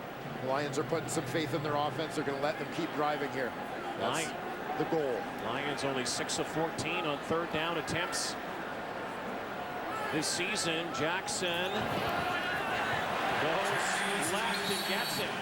Had he stayed right, he wasn't getting anything. No, that wasn't pretty. But Jarius Jackson kept his composure to get it done. Let's go down for an update on Solomon Elimimian. Let's go to Farhan. Rod, it looks like Elimimian is going to try to go back in. Now, he has been playing with a high ankle sprain already. As a result, he was wearing a brace, which may have saved him from what could have been a catastrophic injury, just judging by the way he was hit on that last play. They put the brace back on. They're going to put some tape on the outside of the shoe. You can see that happening now. But the plan right now, when the Lions go back on defense, number 56 will be there. Lulay stands in again. Arland Bruce hangs on, tight ropes the sideline. It's almost astounding based on the evidence that we have. Solomon Elimimian perhaps is not human. Well, the way his lower leg appeared to get twisted on the play, we'll be watching closely for his mobility, particularly laterally with that ankle injury, and dealing with a shifty back in John Cornish and a speedster in LaMarcus Coker. Heavily taped up. Looks like he's going to get back in it. Apparently just said it doesn't feel very strong. Here's a strong run by Tim Brown. Pumps those legs, turns out another first down inside the 40-yard line, a 16-yard run. Lions offense gaining confidence with this drive. You can see a little bit more energy in this offensive line, getting in a rhythm. They've been the key to this turnaround. We'll keep an eye here on the center. Angus Reid, another terrific block by the leader of this group. He's got to reach, stay alive, hold up his man enough for the guard, Jesse Newman, to get over. 1 point Calgary lead on the single by Dales. Lions trying to march the football. Sean Gore, the intended target. Low toss that time for Gore. Former star at Bishops. Second round pick, 10th overall by the Lions last year. Amazing when you think about the Lions, and they have, you know, their pillars and Arland Bruce and Geroy Simon, guys who've been around, and they have all these young guys. We're learning a lot, obviously, from the Masters. Well, no question. You couldn't ask for two more professional examples than Simon and Bruce for guys like Foster and Gore to learn from. Not heard much from Akeem Foster tonight. Andrew Harris out of the backfield, and a great tackle by Greg Fawcett. Stops him at the line of scrimmage. Andrew Harris, if he was sprung there, and a lot of running room. It's a good reaction by Fawcett to understand what Andrew Harris is trying to do with a little change of gears, trying to set things up.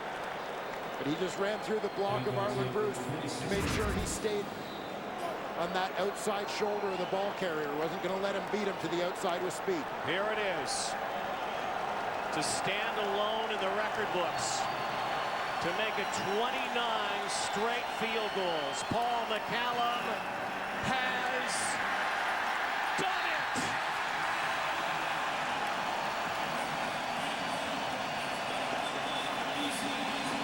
Paul McCallum has the all-time consecutive field goals record. 29 and counting. History made in BC Place tonight. Paul McCallum, all-time consecutive field goals made, 29. And no gimmies here tonight. 47 and 46 yards to put him in the history books. Think about Paul McCallum, again, the career and what he's gone through and what BC Place has represented to him in his career. One of the highest moments, obviously, tonight, maybe one of the greatest moments. And No also question. one of the lowest, darkest moments happened 7 years ago. Yeah, you go back to that 2004 West Final when Paul McCallum was a member of the Saskatchewan Roughriders. He missed a game-sealing field goal in overtime, an 18-yard chip shot that cost the Riders a trip to the Cup. Poker goes down. 2 years later, McCallum ends up in BC, wins a Grey Cup. Most outstanding Canadian in the Grey Cup. Career takes another turn. He's added other marks along the way, but now making it 27, 28, then 29 in a row. Think about it. Last year he had 24. He was back on the list. Sean White made it 24 this year. Impressive what he's done and what he has overcome in order to do it. And again, could add to it with more tonight. Lions back on top. 27-25, thanks to McCallum's record breaker.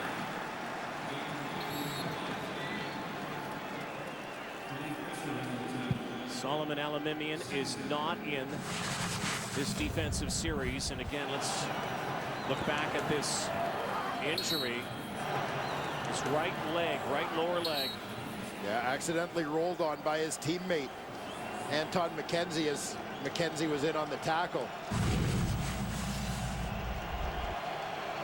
Apparently that joint just doesn't feel strong enough, that right ankle. There's another second down conversion. Penalty flag flies. Burris has loads of time. A lot of steamboats here, then we'll take it out of bounds. We'll have to see what the call is here with 13 seconds to go. The defenses have really stiffened here in this third quarter. Well, the defense has had to. It looked like it was going to be a bit of a track meet through about the first 35 or 40 minutes of this football game. But adjustments get made as the game goes on.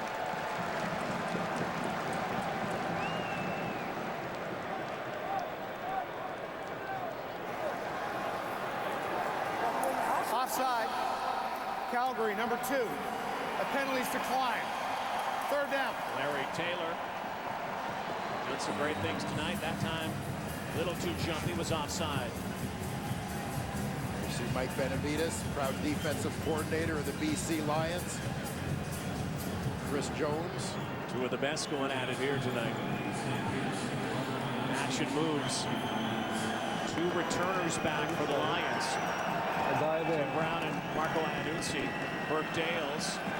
Lions set up the return. Dales looks to get it to Iannuzzi. Gathers it in. And again, good field position. That's the final play. Of the third quarter, we head to the fourth. BC leads by 2. It's a great game. It's a close game, and the numbers bear it out. Look at those ledgers, almost identical. Lions and Stampeders. We head to the fourth here on what has become Paul McCallum night in BC Place. Yeah, it sure has, and deservedly so. Paul McCallum setting a new record for most consecutive field goals, but we've got to give a little bit of credit to some of the guys that have helped out Paul McCallum throughout this streak. You know, his is the name that goes in the record book, but as he's been perfect, so too have his long snapper, Dan McCullough, and his holder, Jarius Jackson. Those three guys have worked in a team, and all three of those guys have been perfect since week 2. And I know McCallum or the Canadian Football Hall of Fame will get those balls, but you know, you got to think that they deserve credit because it really is a trio that has to work in tandem. So Dave Ridgway, tonight you have been surpassed in the record books by Paul McCallum. The BC Lions lead 27-25 here. Loads of motion in the backfield. Sean Gore dashing and darting over the 50-yard line in Calgary territory. The Lions like to get their receivers involved in the run game, just a different way for them to attack the edges, the perimeter of that defense. That being carry number 11 on the season for Sean Gore.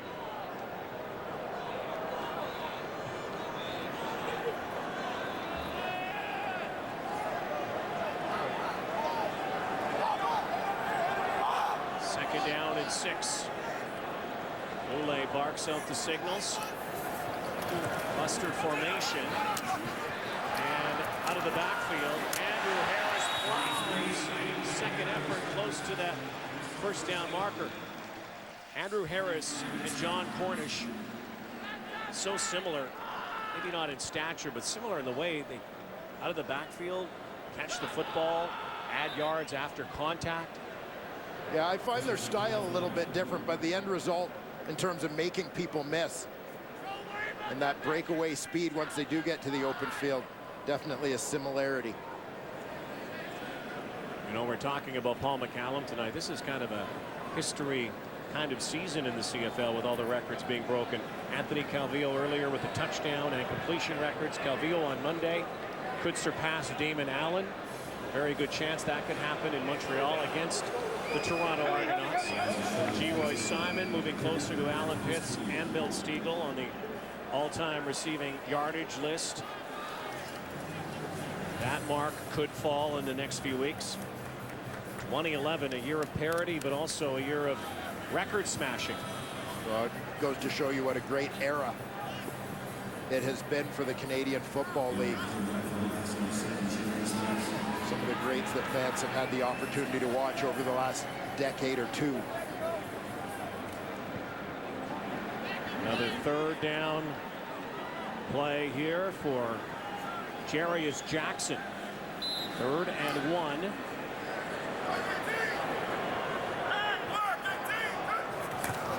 Left side, and we'll see where the spot is. Will the Calgary Stampeders do enough to stuff Jarius Jackson, or will they move the sticks? Like that initial leap may have given him the progression, and it did. Right there, that leap. Otherwise, there he was pushed back. A little surprised to see Jarius Jackson leave his feet on that one, because we've seen him find some soft spots to the edges, staying on his feet, working towards the edges of that Calgary short yardage front. Loads of time left, 4th quarter. 2-point ball game. There's a direct snap, little Wildcat stuff here from Tim Brown. A lot of people talked a couple of seasons ago about the Wildcat and what it might mean, some direct snaps and using more running backs in that situation. We really haven't seen it utilized a whole lot.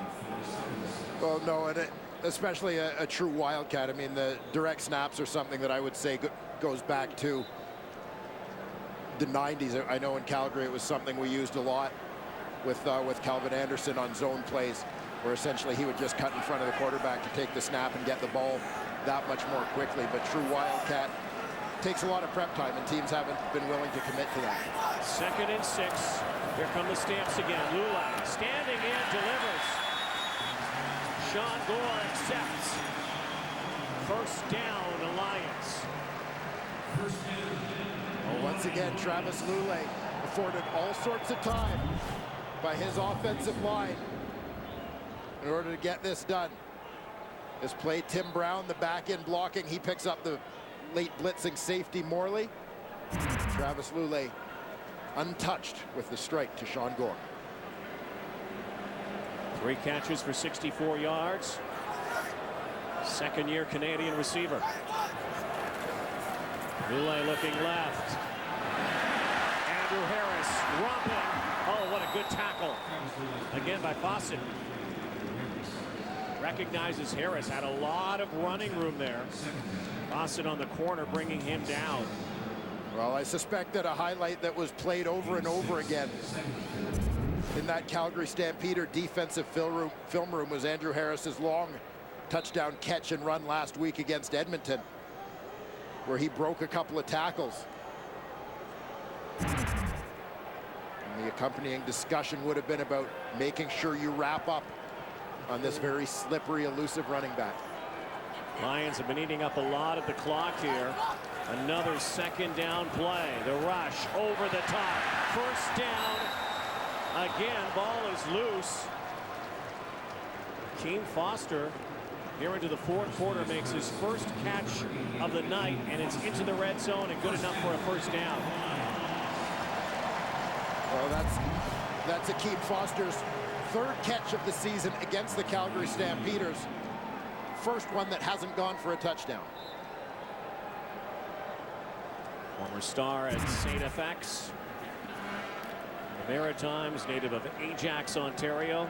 He's been a touchdown maker and the go-to guy in the red zone a lot of times for Travis Lulay. Here they are in the red zone again. Under 10 to go. Lulay with time, but that ball slipped out of his grasp and he just took a heavy hit as he threw the football from Devon Claybrooks. Devon Claybrooks showing he wants to stay in this Calgary Stampeder lineup. Comes from his defensive tackle spot.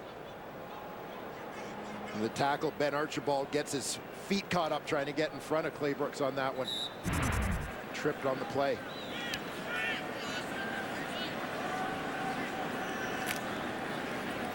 So 2nd and 10. Throwing down here for Lulay. Lions have eaten up 5 minutes and 27 seconds. There's a jump there. Calgary Stampeders. Looked like the new defensive end. Making his CFL debut, number 90, Chris McCoy.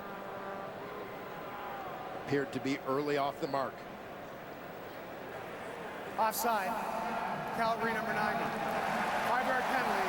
Beat, second down. Chris McCoy wouldn't even be here if it wasn't for Cam Wake. McCoy went to the Miami Dolphins camp, played behind Cam Wake, the former BC Lion, great in his short time as a Lion. And Wake told him about the CFL, said, you know, the great league up there, you should try it out. Chris McCoy finds himself here. Jumpy that time, though. 2nd down and 5 yards to go. Lulay has to go to a deep drop. Gary Johnson ripped down. Jeff Tisdale stopped him basically at the line of scrimmage, and so Paul McCallum will come out again. Well, watch how nervous Chris McCoy was about going offside again. This time he waited about a full count after the snap before he took off. He didn't want to draw another flag. So the question for Paul McCallum is, how long can you keep this thing going? This one's a virtual chip shot. It's made from 47, 46 to put his name alone in the CFL record books. Now from the 20-yard line. Jarius Jackson the hold again. McCallum with 30 straight field goals.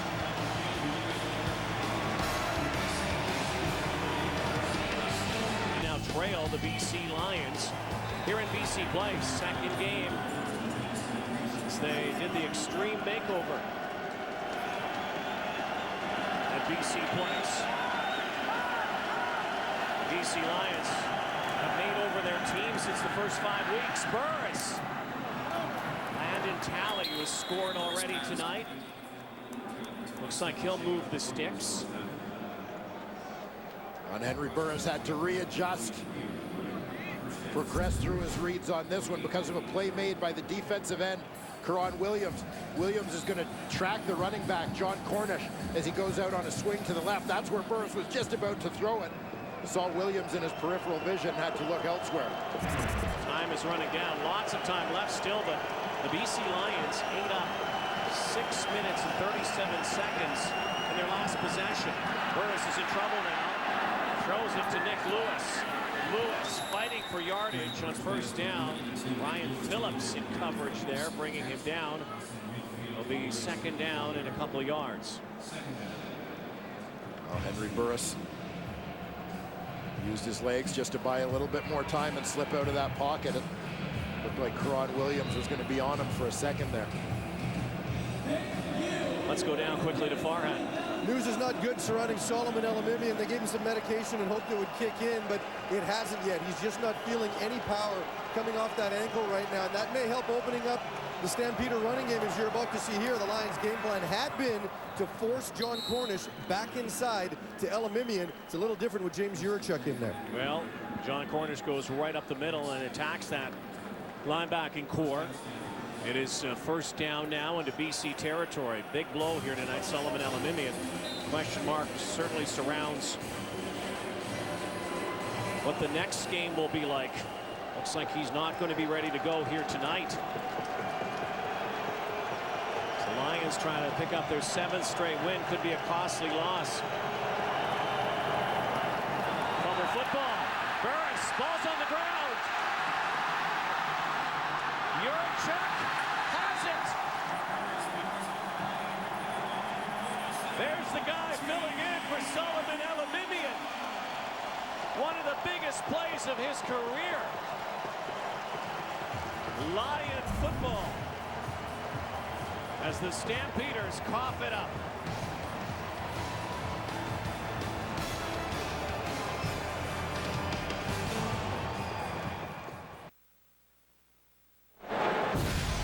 James Jurachuk would be good in the Vancouver Whitecaps lineup. Well, he sure would, as everybody else is scrambling around trying to scoop this ball up. Guy who understands the Canadian game. Dribbles that ball forward, gets it free of the pack. To then chase and recover. Did that 2 years ago. Very similar play. Led to a touchdown by O'Neal Wilson.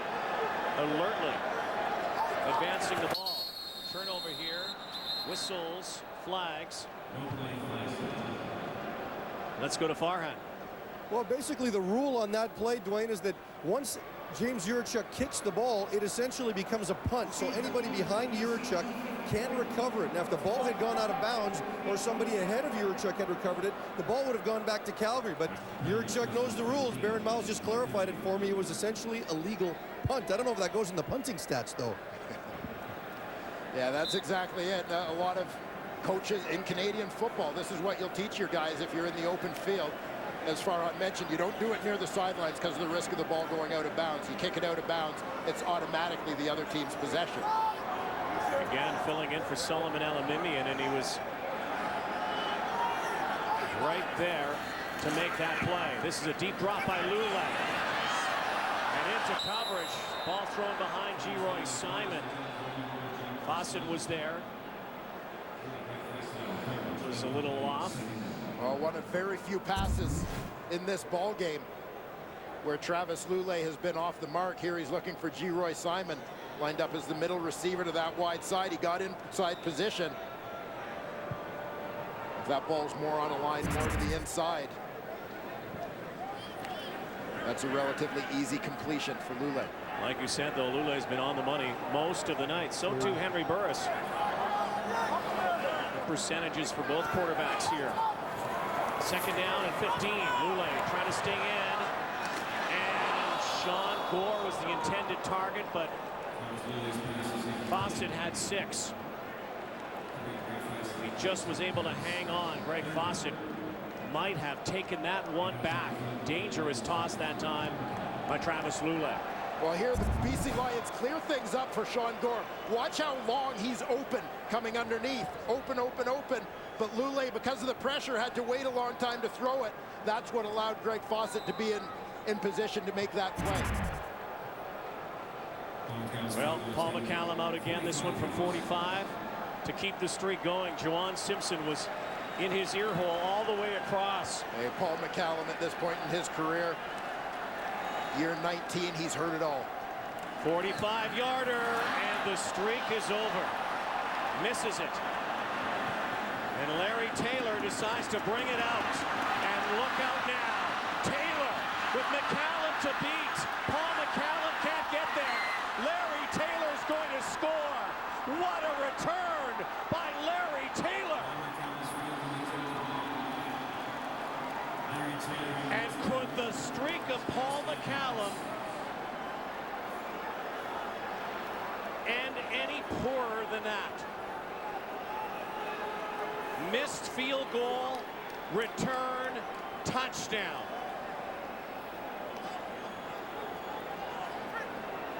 Well, you had a sense with some of Larry Taylor's kickoff returns and punt returns in this ball game that he was enjoying the fast track, and there you see Juwan Simpson all over Paul McCallum before the kick.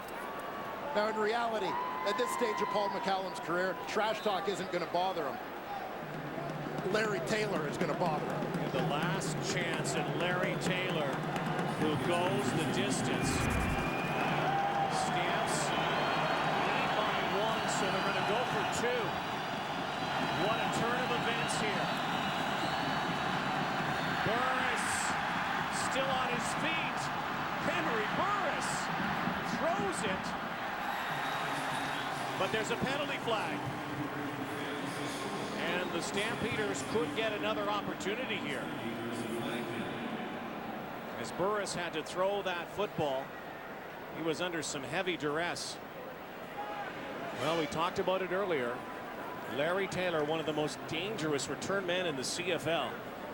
And he makes Paul McCallum and the Lions pay. Contact. BC, number 26. Will go half the distance to the goal and retry the convert. So they get another crack here at 2 points. This time from the 2.5-yard line. There's the Stamps offense. 3 cues. Larry Taylor gets congratulations on the sidelines. He is a game changer.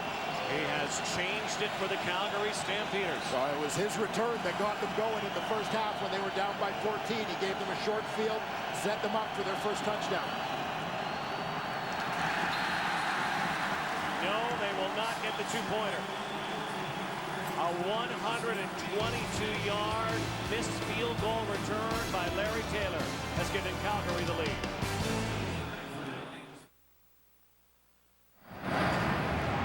Henry Burris has made a number of good decisions in this football game that have allowed the Lions to get back in it. This wasn't one of them. He's got 2 choices. He can hand to to LaMarcus Coker on the dive, or he's got John Cornish on the option. Everybody collapses to the inside. He's reading that defensive end, Kareem Smith. Smith goes down inside. Look at a wide open John Cornish on that option path. 1 point Calgary lead. Tim Brown, it's your turn. Larry Taylor has changed the fortunes for the Stampeders in many ways tonight. He actually returned a punt earlier for a touchdown that was called back. He has accumulated an enormous amount of yardage here tonight on returns. Significant happenings. Paul McCallum misses to keep his streak going to 31. The danger of a long field goal miss is a guy like Larry Taylor. Well, no question, Larry Taylor has been the difference maker, the equalizer, the catalyst, call him whatever you want, for the Calgary Stampeders in this football game. But again, you're reminded of the importance of special teams and having a good return man in Canadian football. Over 3 minutes to go, 4th quarter. Here's Brown again, hangs on, helmet-to-helmet collision down low. And to my imagination, or Devon Claybrooks wants to get back in this lineup in a hurry and remain a permanent resident, because he has been in almost every play in the trenches. Yeah, he sure has. Claybrooks, one of the Stampeder captains, leading by example here tonight. 3-minute warning on the field. The BC Lions win streak in jeopardy. So the McCallum streak ends with an exclamation point. Well, and you ever wonder why missed field goals get returned for touchdowns? It's because these are the guys covering. There's Dean Valley, number 54. With the change of direction skills of a typical offensive lineman, these are the guys covering on field goals. It's not like a punt or a kickoff. You think Larry Taylor's got an advantage there? Trying to swat a mosquito. Not had a chance. So Lule, 2nd down, and the BC Lions will have to boot the football away. Juwan Simpson right in the grill of Travis Lule. Well, the running back, Andrew Harris, was basically left with 2 blitzers coming at him. He got a little bit of both, but not enough of either one to prevent them from impacting the throw from Lule.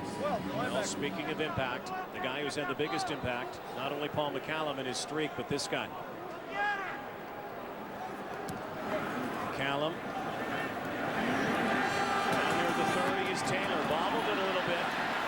this time, Mr. Taylor. 31-30, 2:31 to go. Calgary Stampeders now. Expect them to pound it on the ground a little bit here. NFL on TSN continues tomorrow. Packers take on the Falcons. Live coverage 7 Eastern, 4 Pacific on TSN. You can also watch the game live on TSN Mobile TV. Well, it is not as packed as it was for the grand opening last week, but it's just as loud in here. Now BC Lions faithful trying to urge on its defense. There was a bunch of players who had jumped there. The play clock had run down to 0. Was it a time count or was there movement? Glenn Johnson will sort it out. Well, that procedure penalty against Calgary will be attributed to the fans here. Well, put that one on Schultz's ledger for the things you get for $564 million. 563. My bad. There you go. My bad. We're getting it all sorted out. Procedure. Calgary number 67. 5-yard penalty. Repeat, first down. First and 15. 1-point ball game.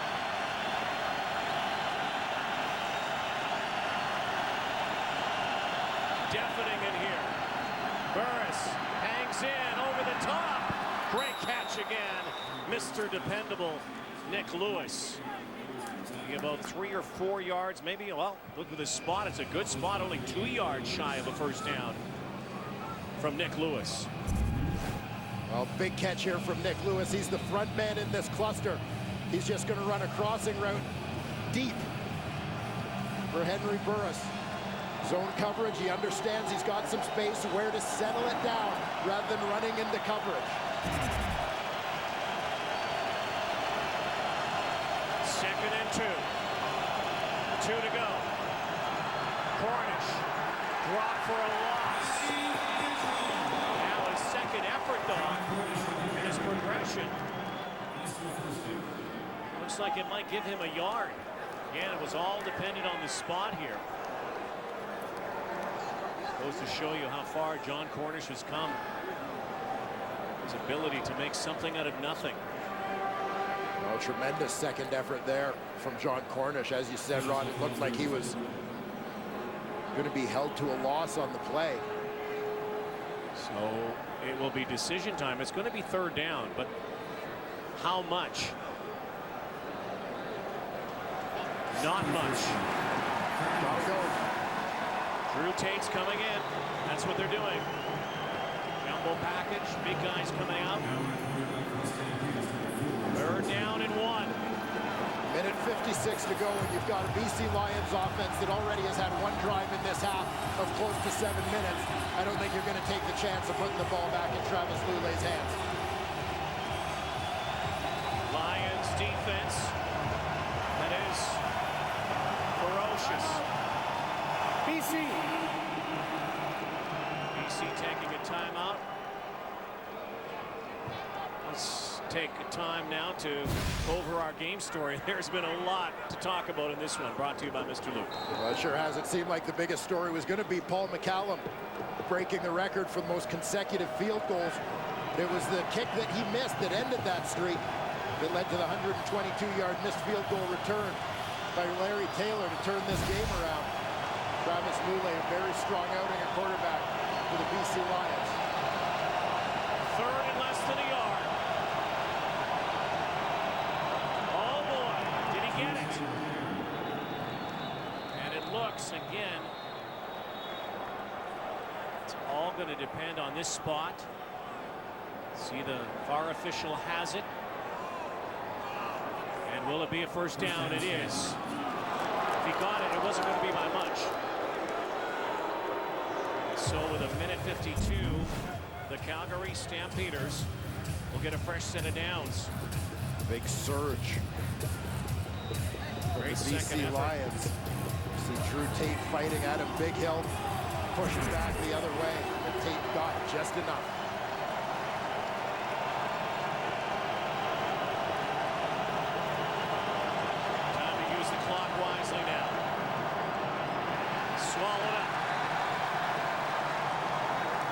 Mitchell in there. Anton McKenzie. Nowhere to go for John Cornish. So now it will be second down. Might they go to Nick Lewis? 8 straight seasons now, 1,000 yards. His last catch put him over the 1,000-yard mark.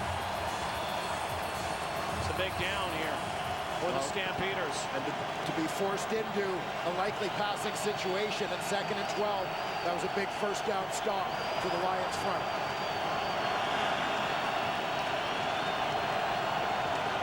High snap, hit screen, bouncing off of it is Lewis, but only a couple yards. The BC Lions are going to get the football back. It will be 3rd down. Burke Dales will come out. On a night of great returns from Larry Taylor, BC Lions are going to need a solid return here. Put themselves in position to take this down the field, and it might come down to Paul McCallum again. Well, it would only be fitting.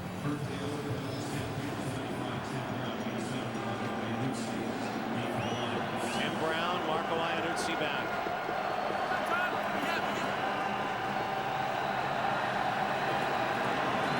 Nails. They have a shallow kick this time. Iannuzzi clutches. No yards call. There goes Marco Iannuzzi.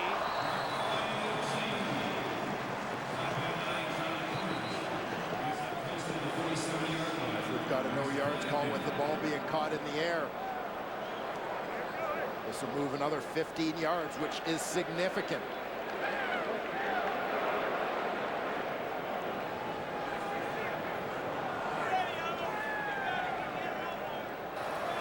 No yards.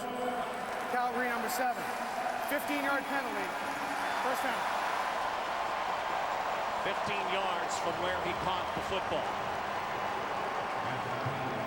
So up near the 49-yard line. 36 seconds to go.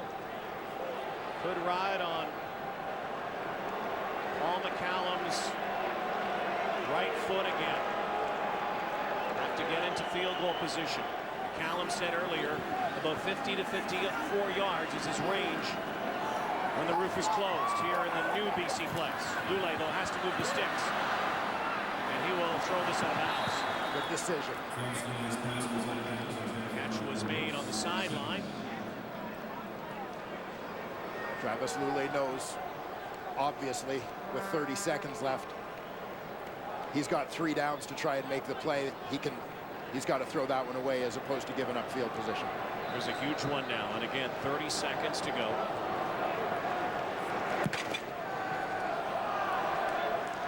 Now the Calgary Stampeder D.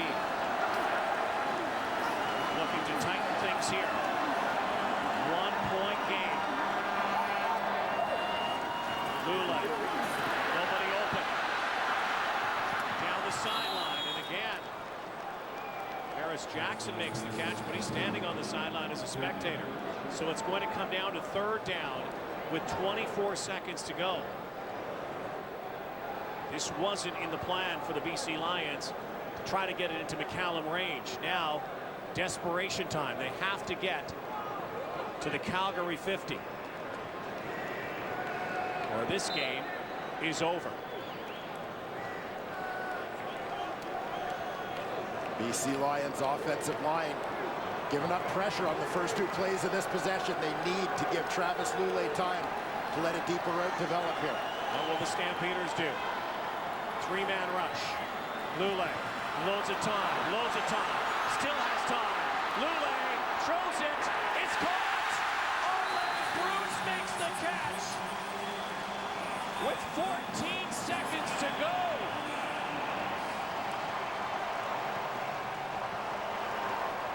Still have time to run a couple of plays. First down. It would be a 52-yarder at this point. We'll see whether they want to center it up here and attempt to kick on 2nd down, so you've got a safety.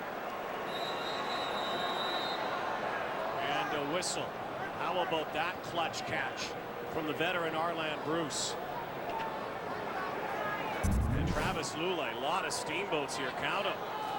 Well, it's a catch by Bruce, who lines up as a slot to the right side. But how about Travis Lulay under pressure? You watch Bruce downfield. He works back into open space to help out his scrambling quarterback. Veteran move.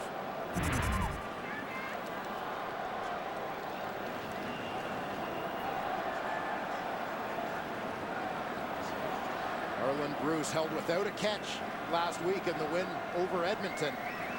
Big part of the Lions offense here tonight. That one his biggest catch of the game. Glenn Johnson is down at the table talking to CFL command. That could be a timing issue with the clock.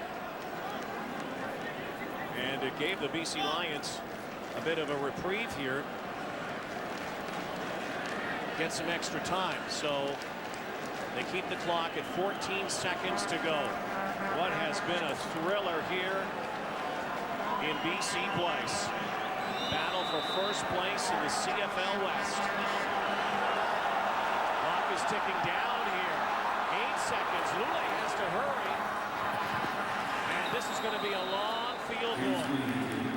Long field goal. Andrew Harris brings it to the middle of the field. And it's going to come down to the last play of the ball game. Paul McCallum's longest field goal this season, 48 yards. Career is 62 yards. That's a few years ago in Saskatchewan. Now, if they miss the field goal, Burke Dales is back to boot the ball back out. Here's where the rouge comes in. CFL rules. This is a 53-yarder for the win. And this has tested Paul McCallum's range in here with the roof closed. He suggested it would be about 54.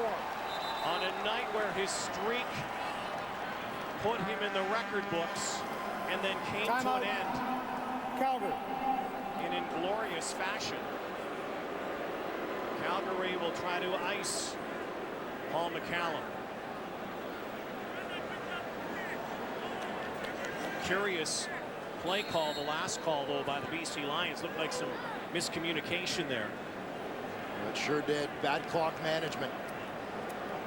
Larry Taylor's going to go back into the end zone to also help with Burke Dales. So here it is for the game to keep the win streak alive. Paul McCallum for the win. The kick is up, and it's good! Can you believe that? Redemption! What a night for Paul McCallum and the BC Lions.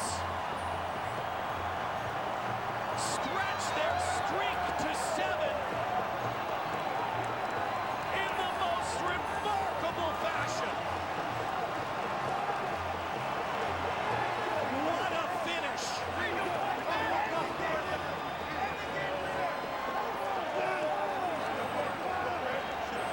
The night of streaks.